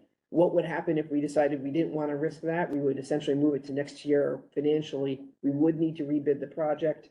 And I think you would then be looking at typically at escalation costs. We know from the bid project with Gale and Associates that we would incur about another $16,000 to split the project. And I think if you just took an estimate of say 5 or 6%, you could easily be looking at, $30,000 to $60,000 of additional costs. So all told, you could be getting, these are back of the envelope numbers. We don't really know till we rebid it, maybe about $75,000 to move this to a second summer project. It also does bring up all the questions of voting and what's happening and potentially extending the time for how long it takes to pay for things and to borrow. Because we won't be doing any borrowing until the field construction is done. So it is a good question. I think we feel like we have a Plan B and we're working on a Plan C and it's for a limited time. But since it does impact timeline and the vote, figured probably does make sense to get it into the conversation. So that's my not so short, as always. That's update. Thank you. And just for the listening public also, and as a reminder to each of us, we did receive a very comprehensive outline and explanation of what the whole big picture really is, and that will be posted with our meeting information. So anybody listening who's interested in that will have access to this. So just to clarify and simplify for us, what we are voting is to appropriate or basically budget for this project up to the full amount with recognition that that there will be offsets. Correct. And then, so we're approving the project and its financing. And then the timing and such will be taken care of. That's right. And the authorization of indebtedness up to the full amount as well. Okay. Correct. So to make this motion, which I'm going to do so that we can start the process, do I need to read this in? I can. You can say as written. As written, okay. Okay, I'll put it in, it's already in the minutes. okay, great. Then I will move to approve the turf field replacement project as written. Yep, thank you. Is there a second? Second, agreed. Okay, discussion. Does anyone have questions? Go ahead, Jake. My only question is a technical one, I think, which is why do we need to borrow? Why can't we guarantee payment against our reserves, knowing that the towns are gonna reimburse us? I guess I don't understand why we need to go through the borrowing process to do this.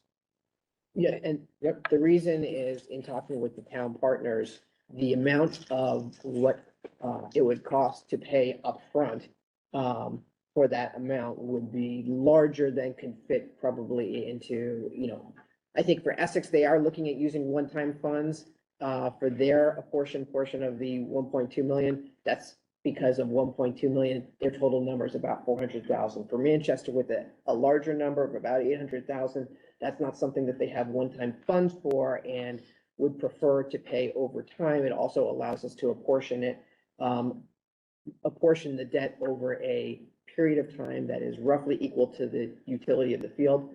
We've looked at actually accelerating it to a 5-year plan. And so that will allow the town of Manchester to have the amount that they pay smoother and within the confines of what they can pay for on an annual basis. So basically it's about town partners' preference. It does not require Essex to do the borrowing if they do not want to. They have the option to pay for it their way, and Manchester can pay for it their way. Yes.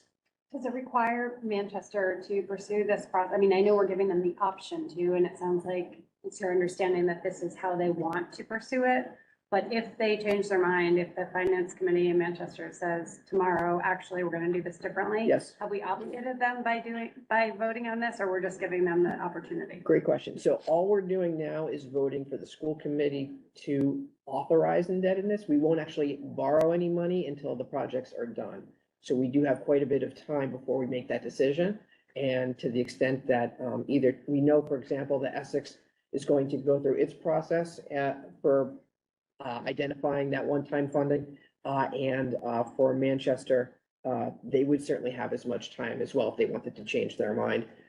We don't anticipate, if we proceed with both projects as planned, that we would go through the borrowing process till the fall. Thank you for that. Any other questions? Okay. I have, sorry, I have one other question, Yeah, and it sure. relates to the schedule, so I'm not sure. I'm fully in favor of these fields being repaired. They need to be repaired, so I hate even acknowledging that I'm the one asking the scheduling questions. And I'm asking it because I want to be clear, I'm trying to be very student-centric in the way we're approaching this. And for those of you without high school students, it may not seem as dramatic, but the ability for all of our programs to happen on one field is really challenging. So I'm happy to hear that there's a plan B and C. Sweeney, having had kids go through the JV program, Sweeney is already in use very frequently. So we don't simply transition our JV programs over to Sweeney as if that field is just sitting there waiting for kids to transition Right. onto it. That field, there's already only certain corners that can be used, and when they can be used, they're often already in use. So I think that the way I'm seeing it, I don't think this should hold up the vote, but I do encourage us to continue to think about how we schedule it. I don't like all the dollars that you just mentioned that would be required in order to stagger this project. But when you just explained the possible approach between November and the following spring, I wonder if there's anything else we could do to think about whether we might be able to fit it into that window. Assuming the fields are safe to play. Yep. Yep. And they have been cleared for safe play. That is a good point to remind people. I just wanted to make that comment and we can move. Are there issues with weather? Is that the primary consideration? Yes. Frozen wet. ground and inability to do it? Yep, snow, clearing, interruptions, yes, that's correct. That's a contractor and designer-based recommendation, but I agree, we want maximum uptime. Yeah. So we're on the same page about that. And our athletic director is in these conversations as well. All So scheduling everyone is based on the is- athletic director's Yeah. review. Okay. And she's basically narrowed it down to those two levels and primarily for games. For example, middle school field hockey practices, already at Masconomo Park, so it really impacts games only and during that time frame.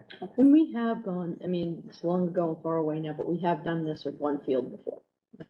And we used Essex space, we've used neighboring towns if necessary, interschool agreement. So I think there are, I think Cami has some options to explore. Yep. But point taken. And are we also talking with the other programs that use these fields? So like, that use Sweeney. So like Manchester Essex Youth Soccer also needs those Cheryl spaces for Marshall, too. practices. So, yes, yes, Jason, Cammy, and Cheryl Marshall work very closely together on this entire project. From going back to when we were talking about even the shared use and how that looks, and as well as with scheduling. The comments about using Sweeney have been based on the athletic director already looking into what would go there and when. Okay. So, but I do have a financial question. Are we done with the schedule question? Do you feel like you? Yeah, I mean, we're done with it for the most part. Right. Yep. Is there so we, I think as a committee have already said that we are not willing to pay for the fields out of reserves, that was out of the question for us. Have we said that as a No. committee? I think what we said Oh, do you want me to answer or I'll let Teresa say it, sorry. Maybe I should say what I think, and you should tell me which one of us has it right. I don't think we did that. So we moved forward with the design and we made some decisions last August and we've been moving forward. But as a committee, we haven't taken a vote for or against use of reserves for this conversation and this alternative. I think this is the first time it's come for a vote before our board. Did I miss something? No, I would argue that the budget determination. Right, that's what, Basically that's what I'm eliminated referring the use to. of reserves. It made the assumption that reserves would be held as is and that we would proceed with the alternative funding options for the towns.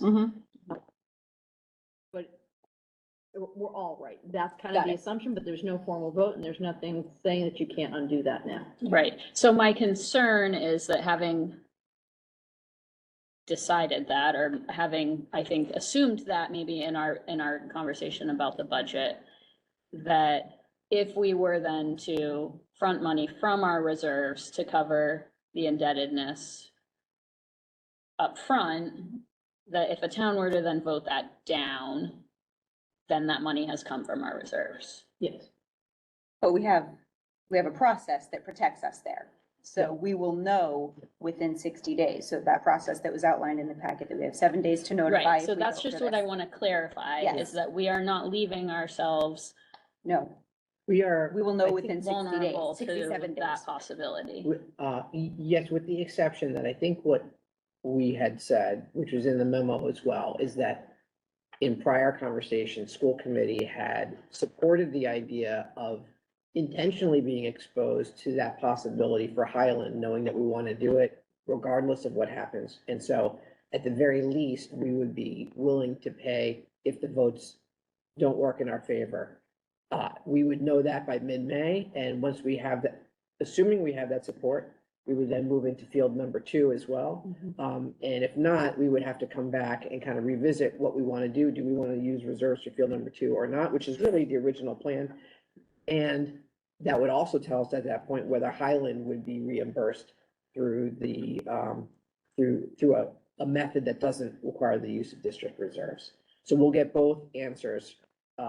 But at this point, I think we should be eyes open that we are committing to the possibility that Highland would not be reimbursed. Preschool.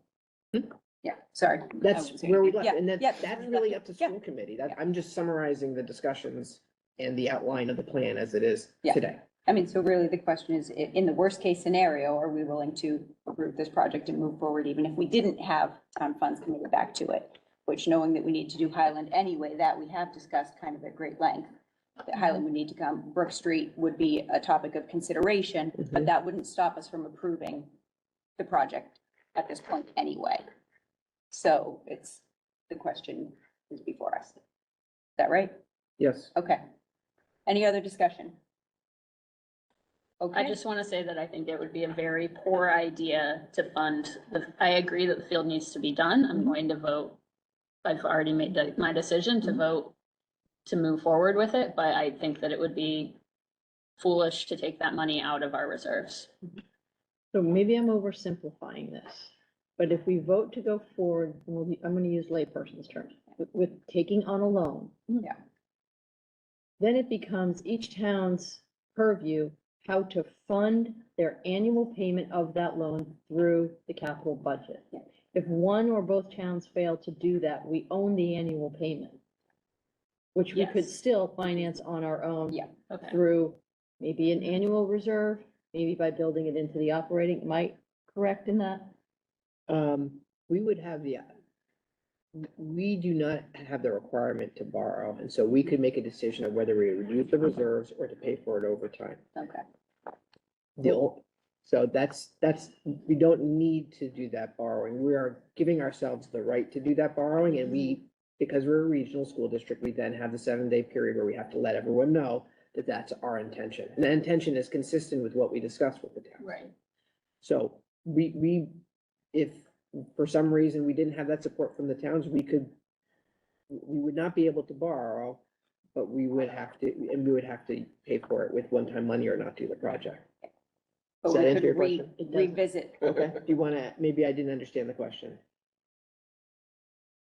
My understanding is that if we may not have a guaranteed source of a guaranteed statement from the towns on how they may pay for the annual cost of the loan, but we could still go forward with the loan unless they actively tell us not to. That is correct. So we could take on the loan, and then if for some reason they change course, change their mind and their way they would want to finance it, at that point, the worst case scenario for us is we would own an annual debt payment. Yeah, I mean, I think, yeah. Not a lump sum payment Not out a of our lump sum. reserves. Yes, thank you. Yeah. Yeah, I mean, I think technically speaking, once we take on the indebtedness and it's approved or has been not disapproved by the towns, at that point, it does become a district, whatever that would be a district cost, and that would become an obligation of the towns. Could we, offset that through some discussion? We could, but it technically would roll through our capital budget. And then, as we know, towns have the opportunity to get out of that borrowing and to pay up front if they want to, which we've heard might be an option. Thank you. I just wanted to clarify that. I felt like I was hearing some possibilities that we would be fronting money that we don't have, to be frank. So. Don't think that's the case. Because by the time we actually borrow, we will know hard and fast whether or not the towns have voted to say, no, you can't do this. We will be way past the point of having done that. So we won't be fronting Because money we're until we doing have this that now. information. Yes. Mhm. Okay. Great. Thank you. I'm sorry, but that raised another question for me. Yeah. If we're gonna. Oh my gosh. We'll know, so I hear that. If in the worst case scenario, the town says they're not going to support it and we've already decided that we want to at least do Highland, how do we know we'd want to do a loan? I mean. We don't have to, we could pay don't for have it, to. we do not have We've to. just approved We the can process. afford it. Yeah. You can Yeah, I have already the asked that chance to do question, that. But then we started If talking we're about. the fact actively that it's denied, just- like, and we have no indication that's, I mean, we're not doing this in a vacuum. This has actually come to us from the towns as a recommendation. If we find ourselves actively denied, meaning they can't support come April, come May, the path for borrowing, and they have an active negative vote, then we'll be sitting here end of May and June talking about, well, we have no support for the plan we had laid out. Do you want to allocate reserves, or do you want to go forward? I guess we couldn't go forward with financing at that point. Yeah. Yeah, that's what I was trying to say to you before, that's right. All right, shall we vote? Okay, there's a motion on the table and a second. All in favor? That is unanimous. Thank you. Thank you for all your work. And again, I'm gonna say that I have had so much guilt and feeling bad about how much time and effort you guys have had to put into our packet preparations this year. But unfortunately for you, this is the example of why it's great, because this is so clear. And it's gonna be helpful, not just for us to understand, but for our community members to understand as well. It felt, Pam, it felt like a senior thesis on turf preparation. That's but- why I love Yeah, it so good. much. It's Good. just Well, we'll pristine. post it and hopefully won't be tomatoes thrown at it. More And, pieces. yeah, so the next step is that we will notify the towns within 7 days as Yep. required. And we have that ready to go for our school committee secretary. So thank you. Great. Thank you very much. And I do want to thank also bond counsel from Lock Lord, who's worked on all of our indebtedness for both school projects. They're very, very knowledgeable. And a lot of this comes down to understanding regional agreements and also state law and finding creative ways to help different towns with their different preferences. So Rick Manley, the partner there, has been amazing. I think we've really benefited from that expertise on what we can do and what we can't do. So I want to thank Rick and the team at Lock Lord for that. Agreed. Okay, school choice preliminary report. Yep, and I will recap what I had stated earlier. Really, school choice moves in either relatively short discussions and 1, 2, or 3 meetings in the spring. Typically, we start the second meeting in March on this topic. I bumped it up a little because it looks like we're going to take a considerable number of students this year. And I think the earlier that we can start to make offers to families, the better off we're going to be in terms of determining whether or not we're going to meet our number. So I'll start by saying that in the budget, we had added $50,000 in new revenue through school choice. So that means we would be taking on 10 students in addition to the replacement of the 3 exiting students for a total of 13. So what I provided to you are the documents the document I usually use to show you at this point what enrollment is starting to look like for next year, with the big preface, not a science. This is what we think based on the students we know of in our system today, plus our hand count of new enrollees in K and pre-K. K and pre-K will continue to change between now and the beginning of the year. So will total enrollment. We'll have kids move out, we'll have kids move in. So you're gonna see these numbers now. You could see them in a month. They may look different, that you could see them in 3 months and they'll look different again. So don't lock in on these numbers. They're guideposts. They're not solid fact. So what we can see, so usually when we start to look at school choice, and let me say 2 things for this group. School choice is, at the school committee level, the determination, the vote you will take at the next meeting is, do we continue as a school choice district or do we not continue as a school choice district this year? If you decide not to, that $50,000 will be removed from the budget and we'll go forward. If you decide to continue forward, then it becomes my responsibility to determine where can we best place students. Technically, I believe I would also decide the total number. Our practice has been a very collaborative approach, where the purpose of tonight is, here's what I know, here's what I'm thinking about how we can address this. How are you feeling? What are your concerns? What should I be thinking about as I go through and try and formulate the final plan? So we start always by looking at where do we have capacity to add students? So if we're looking to add 13 students next year, you take a big high-level snapshot of our projected enrollment at all levels.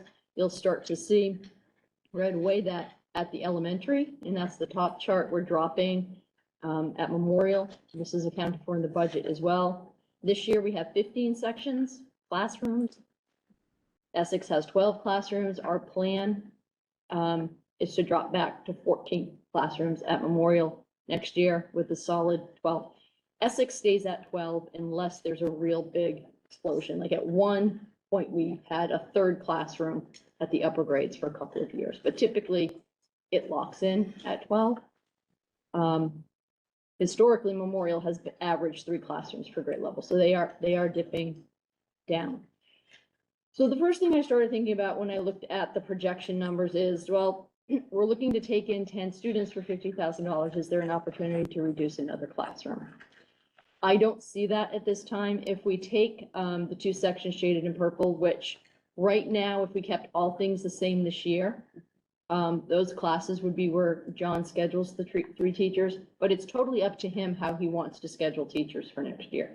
He may decide that it's a better use of the 3 sections at 3rd grade because of the makeup of that class. So we want to take it down a little bit. That's his job, that's his responsibility as the building principal. So this is just a template that rolls back. If we were to even consider taking out another class, that would start to put most sections at 23 or above. So you're already starting to peak above what our benchmark count is. I wouldn't recommend that. That doesn't give you any room for new move-ins. That doesn't give you any room for a class that sometimes has a makeup where you need a smaller class size for student management. So I'm not seeing the opportunity for an additional reduction at this point. Quick look ahead to the middle school. You can see the numbers rolling forward. The middle school is going to be down to 268 next year. And the high school is going to drop back by about 16 kids. So the class sizes are holding at middle in the 16 to 18 range with a total average of 18. So looking at this, where are we seeing possibilities? Well, my first instinct is if you look at the application, so those are the last pages in the packet. We have about 125 applications. A few more may have come in. The formal closing was the Friday evening. So we have plenty of interested parties. So before we move to the general pool, we have an obligation to consider siblings if there's room at those grade levels. So my thinking where I am today is we have 12 sibling applicants. It looks like there is room in those grade levels at first look. I would be thinking about admitting all of the siblings first. Just a quick question. Yeah. By siblings, you mean students who are currently enrolled, the siblings are not in this school? Current choice students who have siblings who haven't been able to get in yet. Thank So you. we have an obligation to allow them to take first preference if there's space at those grade levels. Okay, thank So you. what I'll be studying over the next 2 weeks is we go through a name by name. We ensure that their claim to sibling is a true claim. We look at the grade levels where they would be landing. I talk with the principals about any particular characteristics at that grade level that we should be considering, and then I'll make a determination and come with a formal recommendation, announcement, so to speak, on the 21st. But first look, it will work.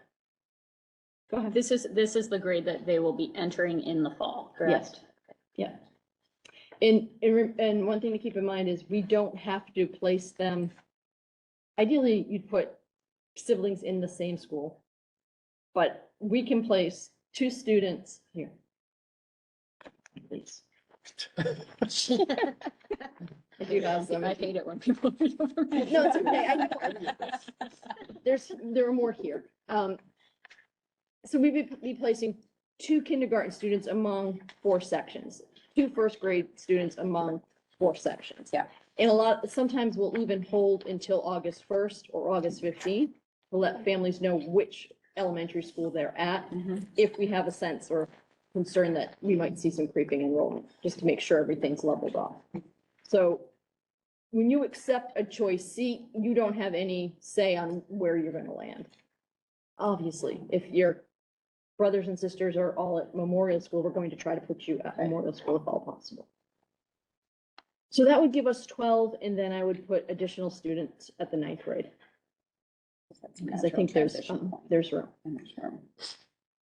Are you taking questions as we go, or do you want to get through it Let's first? do questions up to this point, because I think we Okay. can overload. Yep. and- Agreed. So that's general enrollment and where I think we can place students. I know I Yeah. have a question. Oh, go ahead, Erica. That's all right, go ahead. So just one question, I'm not sure how much it's gonna bear on choice, but when we look at these projections, did you just roll forward, if the 8th grade class had 107, we're just predicting that 9th grade? Is there anything you think we should be doing to adjust those projections based on what we know historically? Like, for instance, I'm focused on the 107 because do we think it's actually realistic? And does that potentially have a bearing on how we think about school choice if 107 is likely to be reduced by 15%? And I don't know, I'm just making numbers up, but how much does that influence our consideration of school choice if we take into account changes in enrollment? We roll it forward. We assume we'll lose some, but we also gain some. So the simplest way to do it is look at the number now and roll it forward. And that Because there's no way to predict if I'm going to get a 20% increase. You can get 4 heads, 5 heads, you could have it's flow, right? So you just don't know if the amount out to private is going to equal the amount back from private or the amount of moving. But we do have some type of historical data that would suggest trends, no? Or Yes, yeah, so if the question is, do we want to take in as many kids as we are predicting will leave for private school? I would start to say, if you're going to take in 15 kids, 20 kids, you're going to now start to really impact the culture of the class and increase your acceptance of responsibility without any lens on it in 9th grade. My preference is always going to bring kids in the early grades and have them acclimate to our system. So I would not recommend flooding the 9th grade with 20 students. I just wouldn't. That's like almost 20% of the class new. that explanation makes sense to me. Yeah. If we were actually trying to fill seats, the reason I was wondering if we needed to look at historical numbers. And we can always keep, I mean, there's no time limit on choice, so if it were a particularly bad year and we felt like we were coming in with 107, we're going to admit, let's say 3, and then we're finding ourselves down low, you can in August open up more seats to try to make up for it. I'm not even sure we'd want to. I just want to have the right numbers in Yeah. mind when we think about it. So I think it may not be perfect science, like I said, but just keeping the flat number assumes that there'll be some up and some down, but this is kind of averaging them. My question was, with the sibling applicants, is it an all or nothing? Is there a requirement? So for instance, with the lottery, we know nothing. With siblings, we actually have some context. And is that an all or nothing endeavor, or is it? Help me with all or nothing. Like if you say, we're accepting the siblings, we have to accept all of the Oh, no, siblings no, blindly. They get No. first. I'm saying I'm going to look to see if we can't offer spots Got it. where we have But siblings. it is blind insofar as we say, if we have seats in this grade, Yeah. those are who they go to first. Got it. Okay, so it's determined You in that got way. this down. Yep, Yeah. Can't put- just wanted to clarify it. Yeah. Yep, But we- Can't pick and choose the grades. yes, got it. Well, the K projections, the FY '24 projected, is that like paper applicants in hand, or is that paper applicants in hand plus percentage Paper applicants in hand, right now? Because I know the deadline's bad, right? So that's, okay. but There'll be some. there'll be more. Yes, it's still open, it's deadline. And I would say the good news that I'm seeing is K and pre-K numbers are high. That's great. They're coming back up. That's wonderful news. Yeah, because if you looked, we were at 29 last year. Yeah. We're at 29 actual this year for K. We're up to 36 already. And we'll have good news about pre-K where I think we're going to open. Pre-K is in its own separate bucket. I don't want to go there tonight. It's a pay as you go, fee for service, self-sustaining program. So it doesn't impact our budget. But we'll have enough heads and resources to open a third classroom. Okay, sounds like that's all the questions to that point.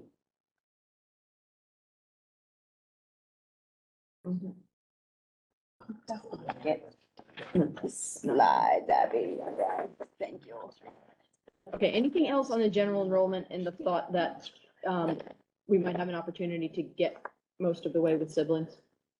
Just clarifying again that what we end up voting, not tonight, but what we do end up voting is yay or nay on do we school choice, and then you use this. This conversation, as input to your decisions. Got I'm it. gonna walk away knowing, okay, Erica's concerned about ninth grade, keep ninth grade in the back of your head when you're looking at this, see if we can get a lens with applicants on whether or not we're taking an average year hit or, a bigger than average hit or a better than average hit for next year. Yep. Okay, thank you. But I think the other behind the scenes piece we'll bring, and I'll bring it for next time, is I do like to watch what percentage of the overall class is choice versus resident, because I don't think we ever want to get too, I don't know that there's a magic percentage. But I don't think you want to creep into 30% of your class being students from out of district. Unless we're making a conscious effort to build the revenue. Right. And that hasn't been the point yet, so just try to keep things balanced and smooth numbers. When you, did you phrase it that you're going to recommend accepting 13 choice applicants or accepting We've siblings? budgeted for 13 kids. And in so doing, it is your expectation that, we've talked about this in the past, that if they need out-of-district services, that's funded by the sending district. So the second question related to that is if they need in-district services, how are those funded? And do we have data that reflects whether or not this ends up being net positive? Their school choice students we receive $5,000 initial per student. And then there's incremental charge ups for increased services. So once a student's in district, they're our student and they're entitled to all of the services we offer. If their services that are reportable, then their $5,000 increment will grow. Will it cover all of the costs? Not necessarily, because $5,000 doesn't cover a full per pupil tuition. But there are increments of growth for the amount of services that students need. Once a student is determined to go out of district, they're still our student of record. Our team still manages their IEP, but if they need an out-of-district placement, let's call it likely wouldn't be Landmark, maybe it's the consortium. The funding of that tuition we're a pass-through for that. So we will pay the tuition out and the district of residence reimburses this district for that tuition. So we'll own the administrative costs of IEP, maintenance and management, but the full tuition cost, transportation goes back to the hometown. To the statistics, we haven't seen anything different in the special ed. Among school choice students, the percentage of students identified for special ed is at or below the district average. Yeah, and just since we're talking numbers right now, to get to Jody's question, how many school choice kids do we have in district right now? Do we know? 58? 58? 63? 66? 66? Okay. I forget what her second one was, and about the apportionment, but this is money coming. How do those students factor in, right? If we're saying, They oh, don't. X Yeah. number, they're taken off the top, They right? don't get factored into the Yeah. apportionment, and the money comes in as revenue and is put back as a dedicated line into the budget each year. It has its own, we have our own Yeah, school page choice. 14 of the budget document shows the number of students. Mhm. And page 17, which shows the apportionment, shows that the total is exclusive of school choice, and you can compare the two Mhm. numbers to see how that flows. And the revenue page, which is page 1, shows that the revenue that does come in is an offset because by Mass General Law, we can't spend it in the general fund. It has to be spent in a separate fund. So the revenue that comes in gets spent in that separate fund, and we take that amount of expenditure and charge it to that separate fund.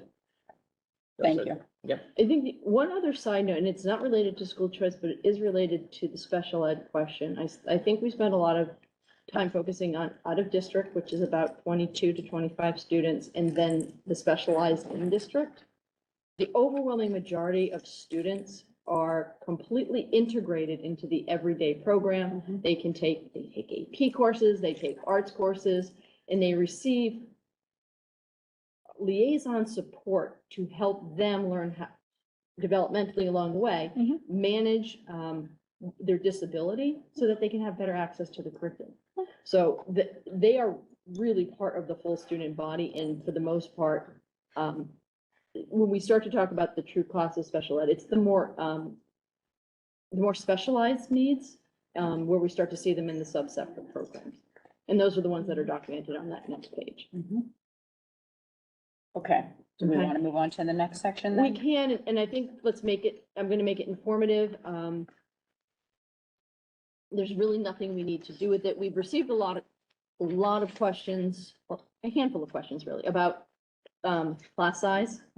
And Guy had started using this chart, the one that we were using before, and trying to figure out how we were getting at our class size average. So historically, the way I would get a class size average for the high school, like at the the middle and the high school are different, right? The elementary is straightforward. You got your classroom section. If you're in Miss Bodwin's class and there's 22 kids, then there's 22 kids in your art class because you all move together to all of your specials. So that one's really straightforward. At the middle school, we start to look at the subdivision of the day into 5 core classes, and that's how we divide the kids, right? So if there's a class of 100 and you subdivide it into 5, you're gonna have 20 kids per class for your average class size. That's not to say every class is going to be 20 kids, right? You might have, when you get into the 7th and 8th grade, you might have the advanced math, which draws 26 kids, which is gonna draw down a different section. So it's never flat, and it gets bumpy, and it gets bumpier and more complicated as you go, right? The middle school has a defined program. Every student takes the same 5 core courses, they take the same specials. It gets a little wobbly with band and chorus. But other than that, they're not going in 6 different directions every period. When you get to the high school, they are. And it gets progressively more differentiated as you go through the grade levels. So what I used to do for 9 through 12 is say, okay, you've got 100 kids in the class, 107 kids in the class. Kids take between 6 and 7 courses in any given year. And they take the 6 or 7 courses over the 7-day rotating drop. So they're in 5 classes a day, but they're distributed among 6 to 7. So let's call it 6.5, not science, but just kind of a ballpark. And it gives you a general class size average, right? Because every kid needs to be somewhere every period of the day. So they are subdivided into locations. So if we applied that to this page, you're going to get the class of 86 is going to be closer to 14 kids per classroom, or it'll be closer to a 14 student average class size, and the 100 will be closer to 18, 19, right? That's just generalized if you take them and split them all up. What we did on the second page was we ran through all of the sections to take a look at how does that play out among the different sections we have. It also gets to the question of how many of the really small sections do we have? Doesn't answer the question what we're going to do about it, if we should do anything about it, but it does give you a distribution for those folks who've been interested in taking a look at it. So I think my walk away on this is, in terms of class size, just about any way you cut it, we're right there in that 15, 16, up to as high as 20 on average for class size. Whether it's an elective class, a core class, a full year class, a semester class. What we know by surveying is that 16 for like districts is about where people are running right now. And we all seem to be struggling with the how do you offer breadth of program, but not have too many of the really small classes, and not a lot of solutions around that right now. So this is just the distribution, and I think you can see how at the middle school it plays out. It's tighter in the 2 elementary schools. Show you a different version of what you have on the previous page, and then we've just shown you the specialized programs K-5 and 6-12. 6-12 may be a little difficult to understand. Whether you're in Earl, Sale, Swing, ACE, Transitions, you're integrated into courses in addition to getting your separate programming. So the section numbers mirrors the sectioning in all of the kids' schedules, and the average class size is the typical number of students in your cohort when you're working with your specialized instructor. A little different at the elementary school, and again, more reflective of how the day is structured there. If you're in a class of 5, you're with that group of 5, you may push in for different lessons or some different components of the day, but a good chunk of your time and work is happening with your specialized teacher team. And that's it. So, I mean, the story on small sections, we have several. We have a good number of very small sections. We have some sections that are peaking out over 24 as well. So I think our really low and our really high are right there, both with 11 sections each. The sectioning to look at and work on, but I think stops being a math problem and starts being a program problem when you look at kind of a smattering of what those classes are. In our 5 to 9 range is where you have AP Physics, AP CAD, you've got acapella, so sound waves is in that. Our really small classes this year, so the under 5 is music is represented in there. So I think there's a big question of how do you continue to try to grow music if you have to cut program, but it's not sustainable, obviously, to run piano lab for 3 kids. That's where we're taking some of our reductions next year. So what we know and what we can't truly show in full projection yet, because they're building the schedule, is if we're reducing by 2 teachers, you're going to be down 10 available sections automatically next year. I caution you're not going to necessarily look at this and see 201 minus 10, because the quarter courses and semester courses pair to make equivalent full year courses. So yeah, it gets a little technical. So happy to answer questions. This is it in black and white. I think what's driving right now, the problem we have to solve, or the creative and innovative way we need to try to think about things, is how do you offer the breadth of program with a smaller enrollment in a way that doesn't limit kids' access to what they need? Yeah. But is responsible. I don't even know that it's not financially responsible. I'm not willing to go there yet, because I think we're being true to continuing the options that are available to kids. And we're taking reductions where we can.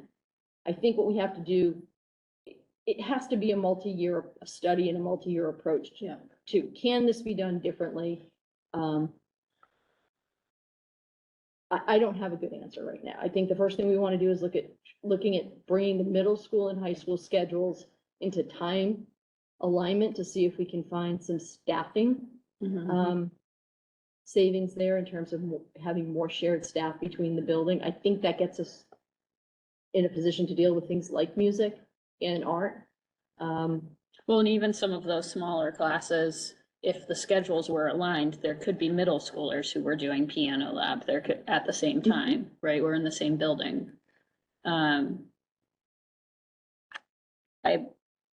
Sorry, do you want comments now? Yeah. Would you like input? Talking, because like I said, I think this is a jumping off point. I think it answers the question that we've been having about how many of what do we have, and that's how many, but the how many really represents making sure that what's in the program of studies is available to kids. Yeah. You know, we can talk about 2-year rotations on things, and then do you really want to start looking at sophomores starting to think about taking APs? Is that too soon? I mean, there's a lot of, I see it less as a math problem, more of a program problem, and how do we do what we need to do in a small school environment, and stay competitive with our neighbors. So do we have an idea of where to start? I think my where to start is let's look at bringing the two schedules in alignment with one another so that we can look at shared staff. And in looking at shared staff, that may be some places we can find efficiencies to bring some things down to partial time, because right now, one of our stumbling blocks is it's very hard to have a part-time teacher in a schedule that doesn't repeat itself on a regular basis, right? So you can't work mornings, you can't work afternoons. So at least if Right, we you can can't fill share those. through the two buildings, we might find some places where we can pull together. Sorry, go ahead. This is about this point. So, the alignment, this is a question I asked actually several years ago about why don't we align? I can't remember the answer, but there was a reason that was given. So is there a downside to this alignment? Because I understand the upside and you're making it clear that there's efficiencies to be gained. Why didn't we do it sooner? What was the reason we held off on Because this? when we were bigger, we can't fit all of the kids in the same. There was one time, and I think there's a developmental discussion to be had here, where all of the lunches were 6-12. So you'd have 6th graders and seniors. And I think as people with more experience came in, there was real concern about that. And we started getting bigger, and you couldn't fit everybody into 3 lunches. And you couldn't share staff between the two buildings because middle school was growing and needed its own dedicated staff. So it became in part a way to stagger some things, like gym times and calf times where we were getting bottlenecks. For a while, we were getting bottlenecks here on the main floor, in some of the tech and engineering spaces. So it was a scheduling issue and then also a middle school identity issue. And there was a time where we could substantiate adding the staff to the middle school because there wasn't enough staff to share between the two populations, and that's when they split up. So are we going back to K, to 6 through 12? We are not, no. We're small enough now where we could probably do 2 and 2 lunches. And really the big change is the middle school, I foresee them keeping exactly their same schedule and us aligning the timings of the day so that A block is A block, whether you're middle or high school, B block is B block, and they start and end at the same time. So that way there, if you get assigned middle school C block and you're primarily a high school teacher, as long as you have that block free, you can get there. Thank you. Yep. Can I just check on our focus here? So I love the conversation. I think we need to have it. But I came thinking that we were talking about school choice, and it seems like we're on a program conversation. There's some bearing here, but this is I think a very different conversation than the decision about school choice. Well, we're not making a decision, and A so. discussion about school choice. Yeah, and let me help as to why I placed this here. Yeah. Typically, I would show a very generalized,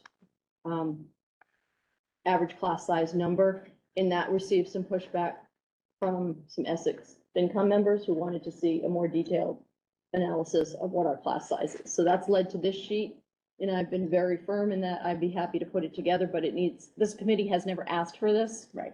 We have not ever had this conversation, so it needed to come here first. So this was the this is the logical place I thought I could insert it because it actually gives you a very detailed look at what class size is currently and what it might look like next year. So I introduced program because you can look at this in terms of a spreadsheet exercise of how you could take an X percentage reduction. Like, why don't you just, I foresee the question, the recommendation being just institute a flat class size minimum, cut every class under 10. Sure, it's very easily done. But that's where what you're saying happens. This isn't a math question, this is a program question, because when you do something like that, you're going to solve a financial problem, but you've solved a financial problem without recognizing what these numbers really represent, which is the value of a program. Okay, I can appreciate that, and I don't want to lose this conversation. I just think at 9 o'clock at night when we still have discussion about school choice. Well, this is the discussion about school choice because we're not taking any votes tonight. This is all. This is it. So built together. Yeah. This is what your class This is sizes it. look like. Yeah, yeah. And this We have is got intentional two. timing wise as well, because if they're going to present it to school committee before our town partners, it needs to be before tomorrow night when they go meet with our town partners. So. I think it's important valuable. context, and I think that it's I agree. important to know, you know, I think that some people may assume that the reports can be run really quickly. I think the context makes it clear that it's a lot more complicated than that, that when we're looking at, oh, well, this class meets for 1 quarter only, or this class meets once every 6 days versus this class meets every single day, there are a lot of pieces at play. And the conversation has been by way of town partners, but I think from a pretty small number of people. We shouldn't be having so much because the numbers are, and so as we're talking about adding students back, this is important to cover. So that sheet will show you that if we add 5 kids at the freshman level, we certainly aren't putting any existing students in class size jeopardy. There's plenty of capacity for that. But in introducing this, we will start other conversations about, are there options for downsizing? And my point is exactly what Jake has said, which is the options for downsizing are, from my perspective, of course, there's a financial consideration, but they're less financial in nature and more programmatic. Yeah, they should be for you. And I'm gonna put a big if the decision is that we need to look at this becomes the work of the next principal. Because this is the principal's job. Yeah. To take a look at what we're saying, big picture on scope of program, and then offer some solution. Find mechanisms for input, work with staff, work with school council and families, and then come back with a recommendation. When do we talk about that, like programmatic side of this? I think that's what she's just saying, is that if that happens, that's the work of the new principal. If what happens? If you say we want to entertain a When would class we size say that? minimum. Anytime at all. I mean, I'm But just I wondering. wouldn't be able to come planned for a conversation for that. I didn't come planned for that conversation today. Because I'm not- nobody's recommending it. I'm not planning for it. I'm not recommending it. What we're signaling is that town partners are asking about this. And we're gonna have to provide an answer tomorrow night. So let's schedule a conversation about that. I think that's totally appropriate. And I think that's, if we can, because I came from like today, school choice is more of a financial question today, right? I think it is, but I think that the question that it raises for some people is that when we say we have extra seats, let's fill them. Other people say, let's get rid of those extra seats by downsizing. I mean, we had public comment about that very thing tonight. And I understand why we're talking about it right now, but I also would agree with Jake that, like, I have a lot of feedback I would give, both based on personal experience with why it's super important to have programmatic options available, and why those options are not always going to result in full class sizes. Like, you don't all want to hear from me right now. Well, no, but So so my point is, like, at some point, I think it is worth us having the programmatic discussion. While I understand that you needed to have this conversation tonight connected to school choice so that you can present it to the town tomorrow.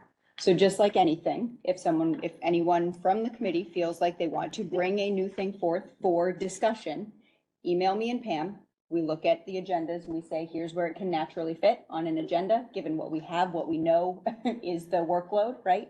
If it doesn't fit conveniently, we put it on the summer. This is new business and we're gonna triage in the summer what, all of these ideas that we've had come in over the year, and we've said, we're gonna put it on and we're gonna decide what we can tackle when, and that's when we do it. If we can get it on before that, if there's a reason to and we can fit it naturally in, then we will. So if anyone has any new thing, including this, that's how it goes. I just didn't know if it was new or not, or if it was already something we would be Got talking it. about. Nope. I'm assuming the one thing for school choice, I'm not looking at this as a financial thing exclusively. either. I'm very much looking at it from a community, moral, et cetera, which I'll save my soapbox for future meetings on school choice. Well, But we'll have 1 to 2 more. that's why I just wanted to say that I will go on my thing about the value of school choice at a future meeting. So for now, we're just collecting our input and preparing for the future. The record Yeah, to and, reflect and this that. was an in-depth way of showing you class size. Yes, thank you. Okay. That is our school choice preliminary report. School committee comment. So are you looking for input? I'm sorry, I thought we just did that. Do you have more input? So, sorry, this conversation has been very confusing for me. So, That's okay. Go ahead. so it certainly looks like the 12 or 13 kids, like particularly if it's siblings, given the grades that you've indicated there, is not going to have a significant impact on kind of hitting that 22 or 19, whatever the grade level is, kind of benchmark. Particularly for any of the grades, it seems like. I think the trends certainly for elementary are lower, right? We're just functionally going down to 2 sections for a while here. Maybe K will change if a bunch enroll, right? We'll see how that plays out. But it certainly looks like there's going to be a number of years where even potentially middle school goes down to 4 sections. They can't go to 4-7. Well, those are going to be really tiny classes then if they're doing 5 sections with only 75, 65 kids in them. And so if that assumption is wrong, then maybe this comment doesn't matter. But I just want us to be careful that we're not enrolling, we don't enroll enough kids that we kind of bump ourselves over that, right? And I think you've talked about this, right? We're just trying to fill spaces that don't require us to create another section, right? Right.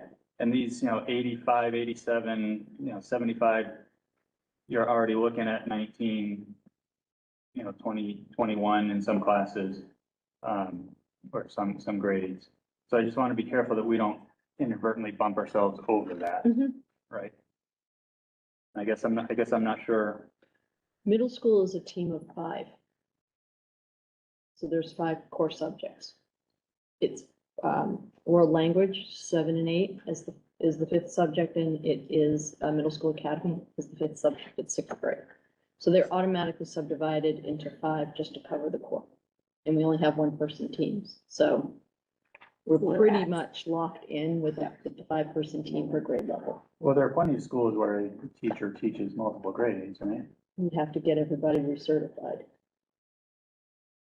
All right, but I think that's the kind of program discussion that I think would be helpful, right? So I will submit that we're in a rabbit hole on this one a little bit, and that would be, if we want to have a program discussion about it, we send it in or we put it on the summer list for sure.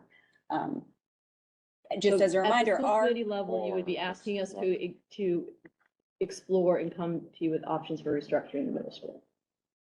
That's the ask. is there a motion to ask No, them? no, I'm stop. confused. No, but that, I'm Pardon sorry, me, that let's would take the tone down.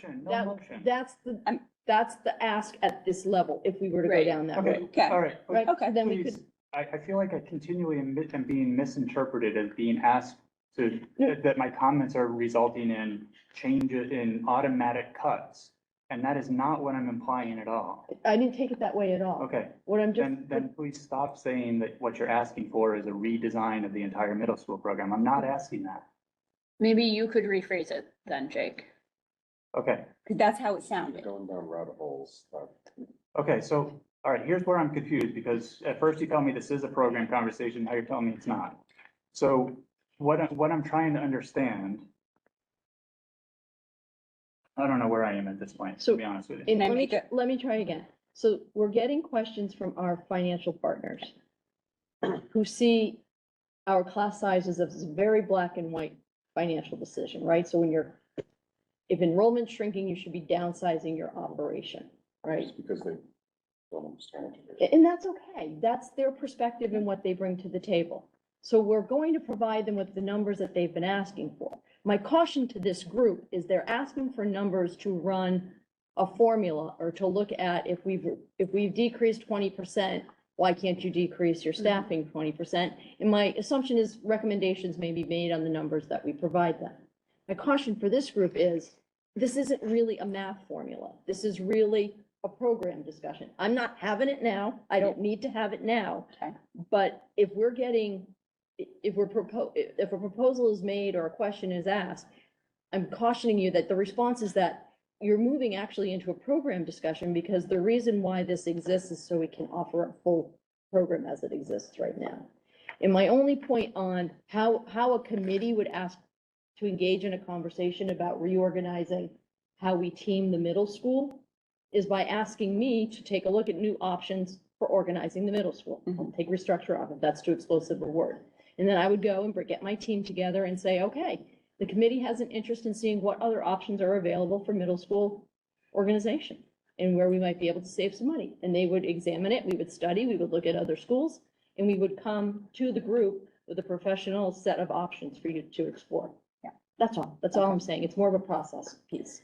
So for tonight, maybe what we could do is recognizing that there is some overlap between the numbers and the financial reason that we're even talking about this and the numbers and how the program impacts. But this isn't the be all end all. This was just a preliminary overview. Knowing that we're going to discuss this further on March 21st and that our vote is strictly to move forward with school choice or not to, a yay or a nay. Not today, though. No, at either March 21st or thereafter, that this would be a good time for us to take our thoughts and put them into writing and send them to you. I mean, Or we if we can have talk about it this summer and it could be projects for next year. I don't think, there's nothing we can do now that's going to impact next year. Okay. Nothing. We're not Except for changing school choice votes. Except for school choice votes. But there's no schedule change that can be made at this point. There's no organization of staffing or teams at this point. It would be something for the next year implementation, for study next year. But in the meantime, if we have things that we want to make sure are considered, because that's part of the purpose here, is that you're taking our pulse on what things to consider in your decision. If should we vote to move forward with it on school choice, we can send that to you. Sure. I think my feedback on the agenda item, maybe to Jake's point, would be like, it felt like two separate conversations that were under the umbrella of school choice, and maybe if they were just broken out in the agenda as two different items, it would have just been easier. That's fair. Yeah, that's fair. Okay. Is there any other comment on the school choice preliminary report and its other things that came with it? Okay. We are into school committee comment. I have just a couple quick things. One is, I just want to circle back to that question. Do we have a certified E&D at this point, or do we? No, we're still waiting for the Department of Revenue. Okay, thank you. All right. Yeah, so that's and the their update. timing, sometimes they have lots of different things they're doing for different communities and different seasons, so I don't know when we'll get that. Got it. Okay. And then we're gonna have one more meeting in March, and then our next two meetings are short meetings before town meetings, one in April, one in May. So it's gonna feel kind of disjointed for a little bit, or it's a big spread, basically, other than those. So I just want to alert the committee to be aware, start looking now at the calendar for the end of year. Last year, our end of year activities were not well attended by our school committee, our graduation, baccalaureate, those sorts of activities, graduation in particular.